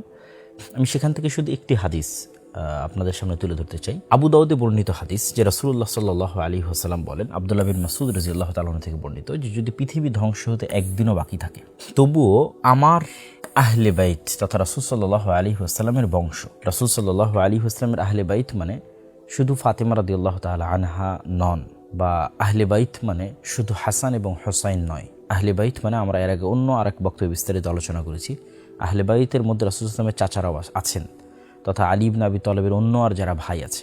আবু তালেব তো রাসূল সাল্লাল্লাহু আলাইহি ওয়াসাল্লামের চাচা, তার এক ছেলে তো আলী, আর এক ছেলে জাফর ইবনে আবি তালেব, যিনি মুতার যুদ্ধে শহীদ হয়েছেন। তো এরকম রাসূল সাল্লাল্লাহু আলাইহি ওয়াসাল্লামের আরেক চাচা আব্বাস বিন আব্দুল মুত্তালিব, যার এক ছেলে হচ্ছে আব্দুল্লাহ বিন আব্বাস। তো এক কথায় বানু হাশিম, রাসূল সাল্লাল্লাহু আলাইহি ওয়াসাল্লাম কুরাইশের যেই গোত্র হাশিম, এই হাশিমি গোত্রের মধ্যে তিনি আসবেন, তথা কুরাইশ বংশের মধ্যে তিনি আসবেন, এবং তার নামের সাথে আমার নাম মিল থাকবে, তার পিতার নামের সাথে আমার পিতার নাম মিল থাকবে, তথা মুহাম্মদ বিন আবদুল্লাহ। তিনি পৃথিবীকে এমনভাবে ন্যায় এবং ইনসাফ দিয়ে পরিপূর্ণ করে দিবেন যেমনভাবে তার পূর্বে পৃথিবী অত্যাচার এবং জুলমে পরিপূর্ণ ছিল। তো কাছাকাছি এই ধরনেরই মোটামুটি অনেক হাদিস একত্রিত তিনি করেছেন। তার মধ্যে সহিহাইনে তথা সহিহ বুখারী এবং মুসলিমে সরাসরি মাহদি নামে নাই, কিন্তু বুখারী এবং মুসলিমে যেগুলো আছে সেটা হচ্ছে ঈসা আলাইহিস সালাম আসার পূর্বে যে ইমামের অধীনে মুসলমানগণ একত্রিত হবে, যে আমির ঈসা আলাইহিস সালামকে বলবে যে আপনি সালাত আদায় করান, পর ঈসা আলাইহিস সালাম সে আমিরকে বলবে আপনি সালাত আদায় করান, এই বর্ণনাগুলো আছে। তো ওগুলো থেকে ইন্ডিকেট পাওয়া যায় যে হ্যাঁ, ঈসা আলাইহিস সালামের আগমনের পূর্বে একজন আমিরের অধীনে মুসলমানেরা একত্রিত হবে। আর সরাসরি মাহদির নাম নিয়ে সহিহ বুখারী এবং মুসলিমের বাইরে অনেক হাদিস আছে যেগুলো একত্রিত করলে হাসান বা সহিহ স্তরের হয়, সেগুলো এখানে এই বই একত্রিত করা আছে। তার মধ্যে একটি হাদিস আপনাদের সামনে তুলে ধরলাম। এখানে আমাদের একটা বিষয় মনে রাখতে হবে যে ইমাম মাহদি বা মাহদি বিষয়ে আমাদের বিশ্বাস কি হবে। মাহদি বিষয়ে আমাদের বিশ্বাস হবে যে আবু বকর, ওমর, উসমান, আলী রাসূল সাল্লাল্লাহু আলাইহি ওয়াসাল্লামের পরে এবং রাসূল সাল্লাল্লাহু আলাইহি ওয়াসাল্লামের সাহাবীরা সর্বশ্রেষ্ঠ, এবং সাহাবীদের মধ্যে জান্নাতের সুসংবাদপ্রাপ্ত যারা তারা সর্বশ্রেষ্ঠ। জান্নাতের সুসংবাদপ্রাপ্তদের মধ্যে এই চারজন খলিফা সর্বশ্রেষ্ঠ। এই চারজনের মধ্যে সর্বশ্রেষ্ঠ আবু বকর রাদিয়াল্লাহু তাআলা আনহু। তথা ইমাম মাহদির এরকম কোনো ব্যক্তিত্ব নন যিনি আবু বকরের চেয়ে শ্রেষ্ঠ, ওমরের চেয়ে শ্রেষ্ঠ, ওসমান, আলী রাদিয়াল্লাহু তাআলার চেয়ে শ্রেষ্ঠ, বা রাসূল সাল্লাল্লাহু আলাইহি ওয়াসাল্লামের অন্য কোনো সাহাবীর চেয়ে শ্রেষ্ঠ। তবে হ্যাঁ, তিনি একজন সৎ নেতা, একজন সৎ আমির, এবং এতটুকুই আমাদের বিশ্বাস তার সম্পর্কে থাকবে। তবে তার সৈন্যবাহিনীর আমাদের অংশ হতে হবে, তিনি কখন বের হলেন, কোথায় বের হচ্ছেন, এটা সম্পর্কে আমাদের খোঁজ খবর রাখতে হবে। এই বিষয়গুলো কেন উচিত নয়? এই জন্য উচিত নয় যে এই জামানাটা হচ্ছে ফিতনার জামানা। দাজ্জাল এবং দাজ্জালের পূর্ব মুহূর্তের যে ফিতনা, এটা ফিতনার জামানা। আর রাসূল সাল্লাল্লাহু আলাইহি ওয়াসাল্লাম ফিতনা থেকে পরিত্রাণ চাইতে আমাদের শিখিয়েছেন। আল্লাহু নাউযুবিকা মিন ফিতনাতিল মাসিহিদ দাজ্জাল। তথা আমাদের কামনা হবে যেন মাসিহিদ দাজ্জালের যুগ আসার পূর্বেই, ঈসা ইসলামের যুগ আসার পূর্বে, ইমাম মাহদির যুগ আসার পূর্বে আমরা যেন ঈমান নিয়ে পৃথিবী থেকে বিদায় নিতে পারি। এবং ইমাম মাহদি আসলে বা ঈসা আলাইহিস সালাম আসলে নতুন কোনো দিন আসবে, নতুন কোনো আসমানি কিতাব আসবে, নতুন কোনো হাদিস তৈরি হবে, এরকম কিছু নাই। বরং যেই কোরআন, যেই হাদিস এখন আমাদের কাছে আছে, যেই কোরআন এবং হাদিস মানার জন্য দাজ্জাল তামিম আদ-দারির ওই হাদিসে তাদেরকে বলেছিল যে তোমাদের উচিত হবে মুহাম্মদ সাল্লাল্লাহু আলাইহি ওয়াসাল্লামের কথা মেনে নেওয়া, ওই মুহাম্মদ সাল্লাল্লাহু আলাইহি ওয়াসাল্লামের আনিত কোরআন এবং হাদিসের উপরই ইমাম মাহদি এবং ঈসা আলাইহিস সালাম আমল করবেন। তাহলে আমাদের কাজ কি? আমাদের কাজ তো আমাদের কাছে আছেই, যে কোরআন এবং হাদিস আমাদের কাছে, সেটার উপর আমাদের আমল করতে হবে। আমাদের ঈমান এবং সালাতের উপর আমাদেরকে অটল থাকতে হবে ফিতনা থেকে বাঁচার জন্য, যেটা আমি আমাদের এই আলোচনার শেষে আরেকবার বলবো। তবে হ্যাঁ, কে ইমাম মাহদি প্রকৃত অর্থে, এটা বুঝার কোনো আলামত আছে কিনা? এটা বুঝার একটা আলামত হতে পারে যে মুসলমানেরা তার নেতৃত্বে একত্রিত হবে। তিনি নেতা হতে চাইবেন না, মক্কায় মানুষেরা জোরপূর্বক তাকে নেতা করবে, তিনি নিজে নেতৃত্বে দাবি করবেন না, তিনি নিজে দাবি করবেন না যে আমি ইমাম মাহদি আসো আমার কাছে বায়াত গ্রহণ করে, এরকম কোনো দাবি তিনি করবেন না। মানুষেরাই জোর করে তাকে নেতা বানাবে। এবং আরও একটি বড় আলামত যেটা অন্য একটি হাদিসে পাওয়া যায়, সেটি হচ্ছে রাসূলুল্লাহ সাল্লাল্লাহু আলাইহি সাল্লাম বলেছেন যে পৃথিবীর পূর্বে একটা বিশাল ভূমিধস হবে, পশ্চিমে একটা ভূমিধস হবে, আর আরব ভূখণ্ডে একটা ভূমিধস হবে। এবং কিছু কিছু হাদিসে আরব ভূখণ্ডে ভূমিধসের এই জায়গাটা নির্ধারিত করা আছে। এখানে আপনাদের সামনে সহিহ মুসলিমের আমরা একটা হাদিস তুলে ধরেছি, যেখানে আরব ভূখণ্ডে ভূমিধসের জায়গাটা নির্ধারণ করা আছে বাইদা নামক জায়গায় ভূমিধসটা হবে। এবং এই ভূমিধসের ক্ষেত্রে রাসূল সাল্লাল্লাহু আলাইহি ওয়াসাল্লাম তার বংশের একজন ব্যক্তির কথা বলছেন, যিনি মক্কায় আশ্রয় নেবেন, তার বিরুদ্ধে সেনাবাহিনী পাঠানো হবে। ওই সেনাবাহিনী এই বাইদা নামক জায়গায় ভূমিধসের শিকার হবে। তো হাদিসের সিঙ্ক্রোনাইজেশনে মনে হচ্ছে যে রাসূল সাল্লাল্লাহু আলাইহি ওয়াসাল্লাম কুরাইশ বংশের যে ব্যক্তির কথা বলছেন যে মক্কায় আশ্রয় নেবে, সেটাই হয়তো আমরা যে ইমাম মাহদির কথা বলতেছি তিনি হতে পারেন। তথা যখন আমরা দেখব যে জাজিরাতুল আরবে একটা ভূমিধস হয়েছে, যেই ভূমিধসে পুরো অংশ মাটির নিচে ঢুকে গেছে, এবং সেটা যদি বাইদা নামক জায়গায় হয়, যদিও বর্তমান সৌদি আরবে বাইদা নামে অসংখ্য জায়গা আছে, তারপরও আধুনিক যুগের বিশ্লেষকগণ একটা জায়গাকে এই হাদিসের সাথে কানেক্টেড করেছেন, সেটা আমরা দেখাচ্ছি। এই জায়গায় হবে নিশ্চিত এটা বলাও কঠিন।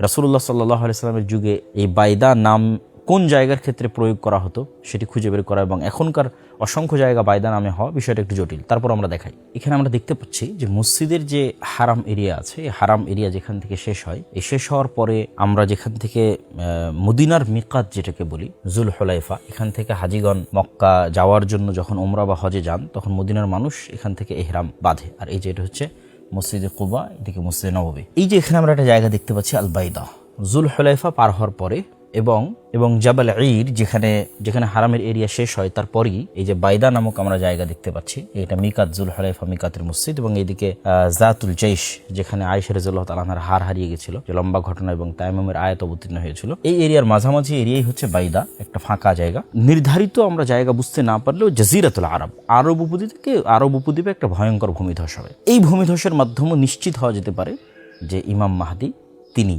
এখানে আরও একটি বিষয় প্রশ্নবোধক চিহ্ন থেকে যায়, সেটি হচ্ছে আসফাহানের ইহুদিরা। এই হাদিসটাও আমাদের জানা দরকার।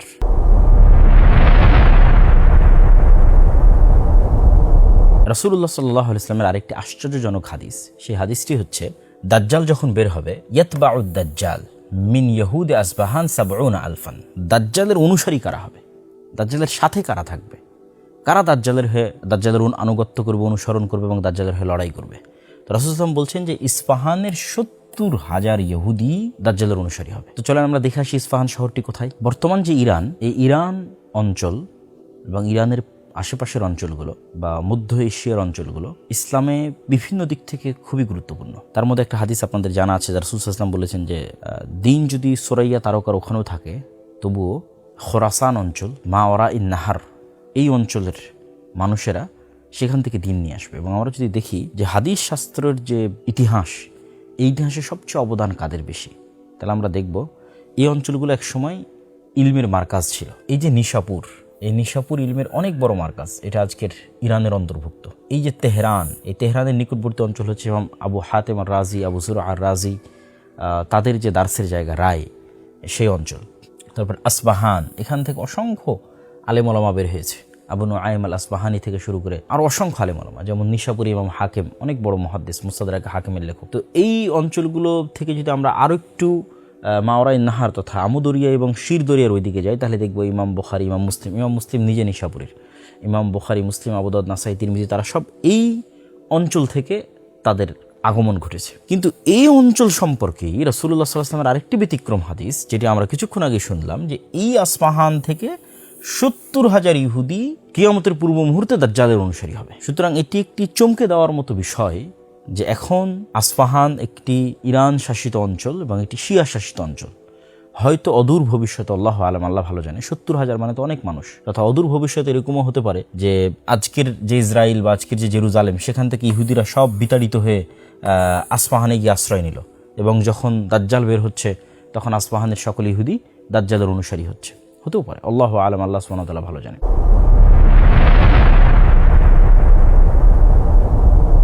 কিয়ামতের পূর্ব মুহূর্তের আরেকটি গুরুত্বপূর্ণ হাদিস, যেটি আলোচনা না করলে আমাদের আলোচনাটি পূর্ণতা পাবে না, সে হাদিসটি হচ্ছে রাসূলুল্লাহ সাল্লাল্লাহু আলাইহি ওয়াসাল্লাম বলেন, লা তাকুমুস সাআহ হাত্তা ইউকাতিলাল মুসলিমুন, ততদিন পর্যন্ত কিয়ামত হবে না যতদিন মুসলমানেরা ইহুদিদের সাথে যুদ্ধ না করছে। ফায়াকতুলুহুমুল মুসলিমুন, এবং মুসলমানেরা ইহুদিদের হত্যা করবে। এবং হত্যা করার ভয়াবহতায় সিচুয়েশন এরকম দাঁড়াবে যে ইহুদিরা পালিয়ে আশ্রয় নিবে পাথরের পিছনে, পালিয়ে আশ্রয় নিবে গাছের পিছনে। তখন ইহুদিদের বিরুদ্ধে গিয়ে প্রকৃতি কথা বলে উঠবে, আল্লাহর সৃষ্টি গাছ এবং পাথর কথা বলে উঠবে। কি বলবে? ইয়া আব্দাল্লাহ, হে আল্লাহর বান্দা, হাদা ইহুদি খালফি, এই যে ইহুদি আমার পিছনে লুকিয়ে আছে, ফাতাআল ফাকতুলহু, আসো একে হত্যা করো। ইল্লাল গারকাদ, তবে গারকাদ নামক গাছ ব্যতীত, ফাইন্নাহু মিন শাজারিল ইহুদ, কেননা এটি ইহুদিদের গাছ। চলুন আমরা একটু সেই গাছটি দেখে আসি। ইহুদিরা যখন বিভিন্ন পাথর এবং গাছের আড়ালে আশ্রয় নেবে, যখন সকল গাছ কথা বলবে, সকল পাথর কথা বলবে, কিন্তু বিশেষ যে গাছটি কথা বলবে না, যেটা আপনারা হাদিসে দেখলেন গারকাদ গাছ, সেই গাছটা আপনারা আমার পিছনে দেখতে পাচ্ছেন। এই ধরনের ঝোপড়ির মতো গাছটি হচ্ছে গারকাদ গাছ। প্রিয় উপস্থিতি, এই ঘটনাটি কখন ঘটবে? এই হাদিসের যেগুলো অন্যান্য রেওয়ায়াত, এটি সহিহ মুসলিমের বর্ণনা, অন্যান্য রেওয়ায়াত যেগুলো বিভিন্ন বইয়ে এসেছে তার মধ্যে কিছু দুর্বলতাও আছে, সেগুলোর আলোকে ব্যাখ্যাকার ইমাম নববী সহ আরও যারা বড় বড় ব্যাখ্যাকার আছেন তারা লিখেছেন এই ঘটনাটা ঘটবে যখন মুসলমানেরা ঈসা আলাইহিস সালামের সাথে থাকবে এবং দাজ্জালকে হত্যা করার পর দাজ্জালের সাথে যে ইহুদিরা থাকবে, ওই যে আমরা আর এক হাদিসে বললাম 70,000 ইহুদি থাকবে দাজ্জালের সাথে ইস্পাহানের, সেই ইহুদিদেরকে এবার, বাকি ইহুদিদেরকে এবার মুসলমানেরা হত্যা করবে। তখন ওই সমস্ত ইহুদিরা এইভাবে আশ্রয় নেবে বিভিন্ন জায়গায়, এবং তখন প্রকৃতি তাদের বিরুদ্ধে গিয়ে কথা বলে উঠবে। তথা এই ঘটনাটা, ইহুদিদের এই হত্যার ঘটনাটা হবে ঈসা আলাইহিস সালাতু ওয়াস সালামের সাথে দাজ্জালের যে মুখোমুখি হওয়ার বিষয়টি, তখন ঈসা আলাইহিস সালামের সাথে থাকবে মুসলমানেরা, দাজ্জালের সাথে থাকবে ইহুদিরা। সেই যে ফাইনাল যুদ্ধ, ওই ফাইনাল যুদ্ধে এই ঘটনাটি ঘটবে। আল্লাহু আ'লাম বিসওয়াব। আল্লাহ সুবহানাহু ওয়া তাআলা বেশি জানেন এবং ভালো জানেন।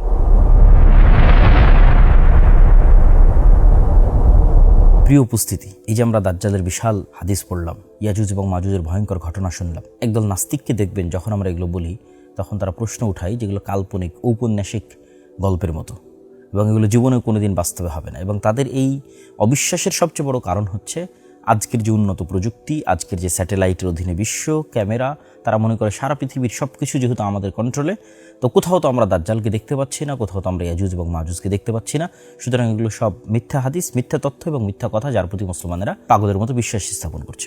কিন্তু আমাদের প্রথমত এই বিষয়গুলোর প্রতি আমাদের প্রথম দায়িত্ব এবং কর্তব্য হচ্ছে সামি'না ওয়া আতা'না, আমরা শুনেছি, ঈমান এনেছি এবং অনুসরণ করেছি। এটি উম্মতে মুহাম্মাদের বৈশিষ্ট্য। রাসূলুল্লাহ সাল্লাল্লাহু আলাইহি ওয়াসাল্লাম যখন মেরাজ সফর করেছিলেন, তখন আবু বকর রাদিয়াল্লাহু তাআলা আনহু সেটির সত্যায়ন করার কারণে তিনি সিদ্দিক। আমাদের নবী মুহাম্মদ সাল্লাল্লাহু আলাইহি ওয়াসাল্লামের পক্ষ থেকে যা যেভাবে বর্ণিত হয়েছে, আমরা সেটার প্রতি ঈমান রাখি এবং সেটিকে তার জাহিরি অর্থ, প্রকাশ্য অর্থের উপরই সংঘটিত হবে মর্মে দৃঢ় বিশ্বাস রাখি। সেক্ষেত্রে আমাদের জন্য আসলে কোনো দলিল এবং কোনো ডকুমেন্টের প্রয়োজন নাই। আমাদের জন্য আসলে আল্লাহর একটি কথাই যথেষ্ট, যে ওয়া হুয়া আলা কুল্লি শাইইন কাদির, তিনি সকল কিছুর উপর ক্ষমতাবান। কিন্তু তারপরও যেহেতু আমরা মানুষ এবং বিভিন্ন ফিতনা এবং বিভিন্ন প্রশ্ন আমাদের অন্তরে তৈরি হয়, সেহেতু এই বিষয়েও কিছু উত্তর যদি আমাদের জানা থাকে আমাদের জন্য সহজ হবে। আমাদের জন্য প্রথম উত্তর হচ্ছে যে অতীত, পৃথিবীর অতীতে এই ধরনের ভয়ঙ্কর এবং ভয়াবহ ঘটনার চেয়ে হাজারো ভয়ঙ্কর এবং ভয়াবহ ঘটনা ঘটেছে। যে ভয়ঙ্কর এবং ভয়াবহ ঘটনাগুলো, ওই ঘটনার প্রতি যদি আমার ঈমান আনা সহজ হয়, তাহলে এই ঘটনার প্রতি ঈমান আনা আমার জন্য অনেক ইজি। যেমন যখন মারিয়াম আলাইহিস সালাতু ওয়াস সালাম বিনা পিতায় ঈসা আলাইহিস সালামকে জন্ম দিলেন, তখন ওইটার প্রতি ঈমান আনার জন্য আল্লাহ বলছেন কোরআনে যে আমি আদমকে তো পিতামাতা ছাড়াই সৃষ্টি করেছি। তা আদমকে যদি পিতামাতা ছাড়াই সৃষ্টি করতে পারি, তাহলে পিতা ছাড়া ঈসাকে কেন সৃষ্টি করতে পারবো না? আগেরটা তো বেশি ভয়ঙ্কর। তাহলে ঠিক তেমনই ঈসা আলাইহিস সালাতু ওয়াস সালাম আসমান থেকে নেমে আসবেন, এটা যদি আমাদের কাছে মানতে অবিশ্বাস্য হয়, তো আদম আলাইহিস সালাতু ওয়াস সালামও তো তার হাজার হাজার লক্ষ বছর আগে তিনিও তো আসমান থেকে, জান্নাত থেকে দুনিয়াতে নেমে এসেছেন। সেটা তো আমরা সবাই বিশ্বাস করছি, তাওরাত, বাইবেল, কোরআন সব জায়গায় লেখা আছে। তাহলে আদম আলাইহিস সালাতু ওয়াস সালাম যদি জান্নাত এবং আসমান থেকে পৃথিবীতে নেমে আসতে পারে, ঈসা আলাইহিস সালাম কেন পারবেন না? ঠিক তেমনি আমরা যদি চিন্তা করি যে সূরা কাহাফের যে ঘটনাগুলো, যে যুলকারনাইন সফর করছে, ইয়াজুজ এবং মাজুজকে দেওয়াল দিয়ে ঢেকে দিচ্ছে, তাহলে ইয়াজুজ এবং মাজুজের অস্তিত্ব এবং ইয়াজুজ এবং মাজুজের সাথে সাক্ষাৎ অতীতে সংঘটিত হয়েছে। তাহলে এটার প্রতি আমাদের ঈমান কি পরিমাণ মজবুত হওয়া উচিত যে এটা নিশ্চিত আছে, এটা অতীতে যুলকারনাইন ইয়াজুজ মাজুজের সাথে দেখা করে এসেছে, তাহলে ইন ফিউচার অবশ্যই ঘটবে। ঠিক তেমনি খিজির আলাইহিস সালাতু ওয়াস সালামের সাথে মুসা আলাইহিস সালামের সাক্ষাৎ, যেটাও সূরা কাহফে আছে। দেখেন এটা কি ব্যতিক্রম ঘটনা। কোথায় এখন খিজির আলাইহিস সালাতু ওয়াস সালাম? তিনি কোথায় থেকে আসলেন? তিনি কোথায় হারিয়ে গেলেন, তাই না? তো তার ঘটনা যদি সত্য হতে পারে, তিনি যদি আড়ালে থাকতে পারেন এবং তাকে খোঁজার জন্য যদি একটা নির্দিষ্ট পদ্ধতিতে মুসা আলাইহিস সালাতু ওয়াস সালামকে যেতে হয়, আল্লাহ সুবহানাহু ওয়া তাআলা যদি খিজির আলাইহিস সালামকে আড়ালে রাখতে পারেন, দাজ্জালকে কেন আড়ালে রাখতে পারবেন না? তাহলে যে ঘটনাগুলো কোরআনে অতীতে বর্ণিত হয়েছে এবং আমরা বিশ্বাস রাখতেছি, সেটার উপর যদি আমি বিশ্বাস রাখতে পারি ভবিষ্যতে ঘটবে এরকম ঘটনার উপর, কেন আমি বিশ্বাস রাখতে পারবো না? দাজ্জাল আসলে একদিন হবে 1 বছরের সমান। মানুষ বলে এটা কি ধরনের কাল্পনিক অলৌকিক কথা, কেমনে সম্ভব? অথচ কাছাকাছি এই ধরনের ঘটনা কোরআনে অতীতে সংঘটিত হওয়ার কথা বলা হচ্ছে।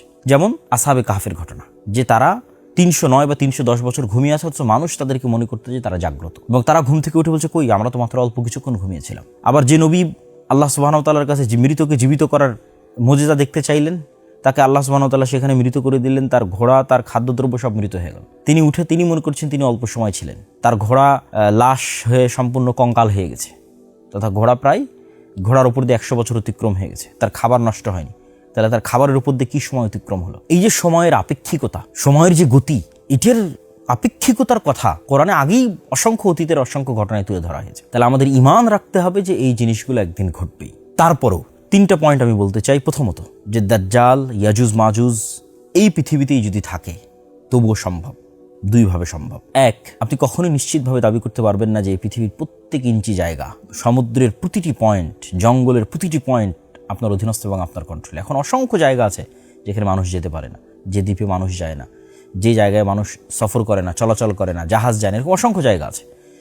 ওই জায়গাগুলোতে দাজ্জাল বা ইয়াজুজ মাজুজ আছে এটা বলতেছি না, কিন্তু সারা পৃথিবী যে মানুষের কন্ট্রোলে, এটা মিথ্যা কথা।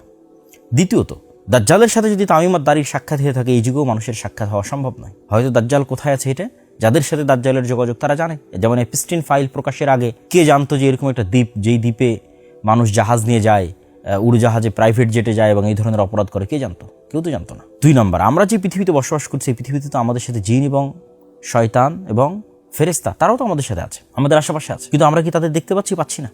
তাহলে আমরা যদি জিন শয়তান তাদের দেখতে না পাই, অথচ তারা আমাদের সাথে আছে এই পৃথিবীতে, তাহলে আমরা দাজ্জাল এবং ইয়াজুজ মাজুজকে দেখতে পেতেই হবে? এই প্রশ্ন কেন আমাদের অন্তরে উত্থিত হচ্ছে? এবং আজকের বিজ্ঞানও বলতেছে যে বিভিন্ন ডাইমেনশনে আল্লাহর সৃষ্টি থাকতে পারে। আমরা থাকি 3D, 4D, 5D, 6D, আমাদের চেয়ে উপরের ডাইমেনশনে যারা আছে তাদের আমরা দেখতে পাবো না, কিন্তু তারা আমাদের দেখতে পাবে। এবং সর্বশেষ পয়েন্ট, আল্লাহ সুবহানাহু ওয়া তাআলা কোরআন মাজিদে বলেছেন যে তিনি 7 আসমান এবং 7 জমিন সৃষ্টি করেছেন। তো আল্লাহ সুবহানাহু ওয়া তাআলার অন্য জমিনেও তো থাকতে পারে দাজ্জাল, ইয়াজুজ মাজুজ, খিজির আলাইহিস সালাতু ওয়াস সালাম, তারা তো অন্য জমিনেও থাকতে পারে। এটা অস্বাভাবিক কিছু নয়, কেন ওই সমস্ত জমিনেও আল্লাহ সুবহানাহু ওয়া তাআলার আদেশ এবং ওহী অবতীর্ণ হয়, এটা আল্লাহ সুবহানাহু ওয়া তাআলা বলেছেন। এবং কিয়ামতের পূর্ব মুহূর্তে দাজ্জাল কেন্দ্রিক যে ঘটনাগুলো, এগুলো তো একটা বৈপ্লবিক এবং ব্যতিক্রম ঘটনা, প্রত্যেকটা ব্যতিক্রম ঘটনা। দাজ্জালের কাছে জান্নাত থাকবে, জাহান্নাম থাকবে, আসমান তার কথা শুনবে, জমিন তার কথা শুনবে। দাজ্জালের উপস্থিতিও একটা ব্যতিক্রম ঘটনা, যার ফলশ্রুতিতে পৃথিবীতে এত ব্যাপক পরিবর্তন হবে যে পৃথিবীর 1 দিন হবে 1 বছরের সমান। সুতরাং এই বিষয়গুলোকে যদি আমরা একটা আরেকটার সাথে রিলেট করি, তাহলে আমরা বুঝতে পারবো যেখানে অসম্ভব বলে কোনো কিছু নাই, আর আল্লাহ সুবহানাহু ওয়া তাআলা সকল কিছুর উপর ক্ষমতাবান।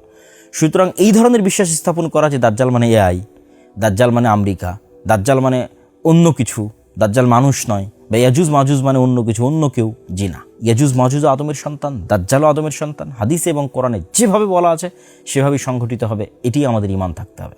আল্লাহ সুবহানাহু ওয়া তাআলা আমাদের কবুল করুক, আল্লাহুম্মা আমিন।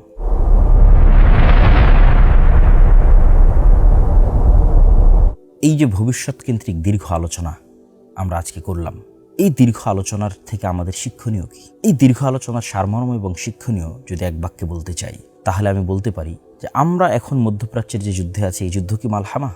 এক বাক্যে উত্তর যে না, এটি মালহামা নয়। মালহামা কোথায় হবে? সিরিয়ায় হবে। মালহামা মানে হচ্ছে গোস্ত নিয়ে টানাটানি এবং গোস্ত খাওয়া, গোস্ত ছিঁড়া, তথা সামনাসামনি তরবারি দিয়ে হত্যা হবে, সামনাসামনি তীর দিয়ে হত্যা হবে, বম দিয়ে নয়, মালহামা। এবং ভয়ঙ্কর ভয়াবহ হত্যা হবে, সেটা সিরিয়ার মাটিতে হবে, যা বিস্তারিত আমরা আলোচনা করেছি। তাহলে এখনকার ফিতনাগুলো অনেক কিছুই কিয়ামতের পূর্ব মুহূর্তের ছোট ছোট ফিতনা আছে। যেমন আমরা একটা পড়েছি, আমরা আপনাদের সামনে তুলে ধরেছি যে আরবের প্রত্যেক ঘরে ফিতনা প্রবেশ করবে। সুতরাং এখনকার যে ফিতনাগুলো, এগুলো মালহামার পূর্বের ছোটোখাটো ফিতনা হতে পারে। কতদিন পরে কখন মালহামা হবে সেটা আমরা কেউ জানি না, কিন্তু মালহামা হবে। এবং সম্ভবত মালহামা হওয়ার পূর্বেই মুসলমানেরা জেরুজালেম বিজয় করবে, ইমাম মাহদী প্রকাশ পাবে, এবং ইমাম মাহদীর নেতৃত্বেই শাম বা সিরিয়ার মাটিতে মালহামা হবে। তারপরে তাদের বিজয় অভিযান আরও সামনের দিকে চলতে থাকবে, কুস্তুনতুনিয়া বিজয় করবে, রোম বিজয় করবে। এরকম মুহূর্তে তাদের বিজয় অভিযান থামানোর জন্য শয়তান অদৃশ্য থেকে আওয়াজ দিবে, দাজ্জাল বের হয়েছে। আর এইরকম মুহূর্তেই যখন তারা দামেশকে ফিরে আসবে, এদিকে দাজ্জালও বের হবে, ওদিকে ঈসা আলাইহিস সালামও নামবে। দাজ্জাল বের হওয়ার পর প্রায় 1 বছর মুসলমানেরা ভয়ঙ্কর কষ্ট, দুঃখ, খাবারবিহীন একটা ভয়ঙ্কর বিভীষিকাময় পরিস্থিতি অতিক্রম করবে। তারপরে ঈসা আলাইহিস সালামের মাধ্যমে দাজ্জাল নিহত হবে। তারপরে দাজ্জালের সাথে যে 70,000 ইহুদি থাকবে তারা নিহত হবে। তারপরে ঈসা আলাইহিস সালামকে আল্লাহ সুবহানাহু ওয়া তাআলা বলবেন তুর পাহাড়ে আশ্রয় নেওয়ার জন্য। ইয়াজুজ মাজুজ আসবে, ইয়াজুজ মাজুজকে আল্লাহ সুবহানাহু ওয়া তাআলা আযাব এবং গজব দিয়ে ধ্বংস করে দিবেন। তারপরে তিনি পৃথিবীতে তুর পাহাড় থেকে পৃথিবীতে নেমে আসবেন।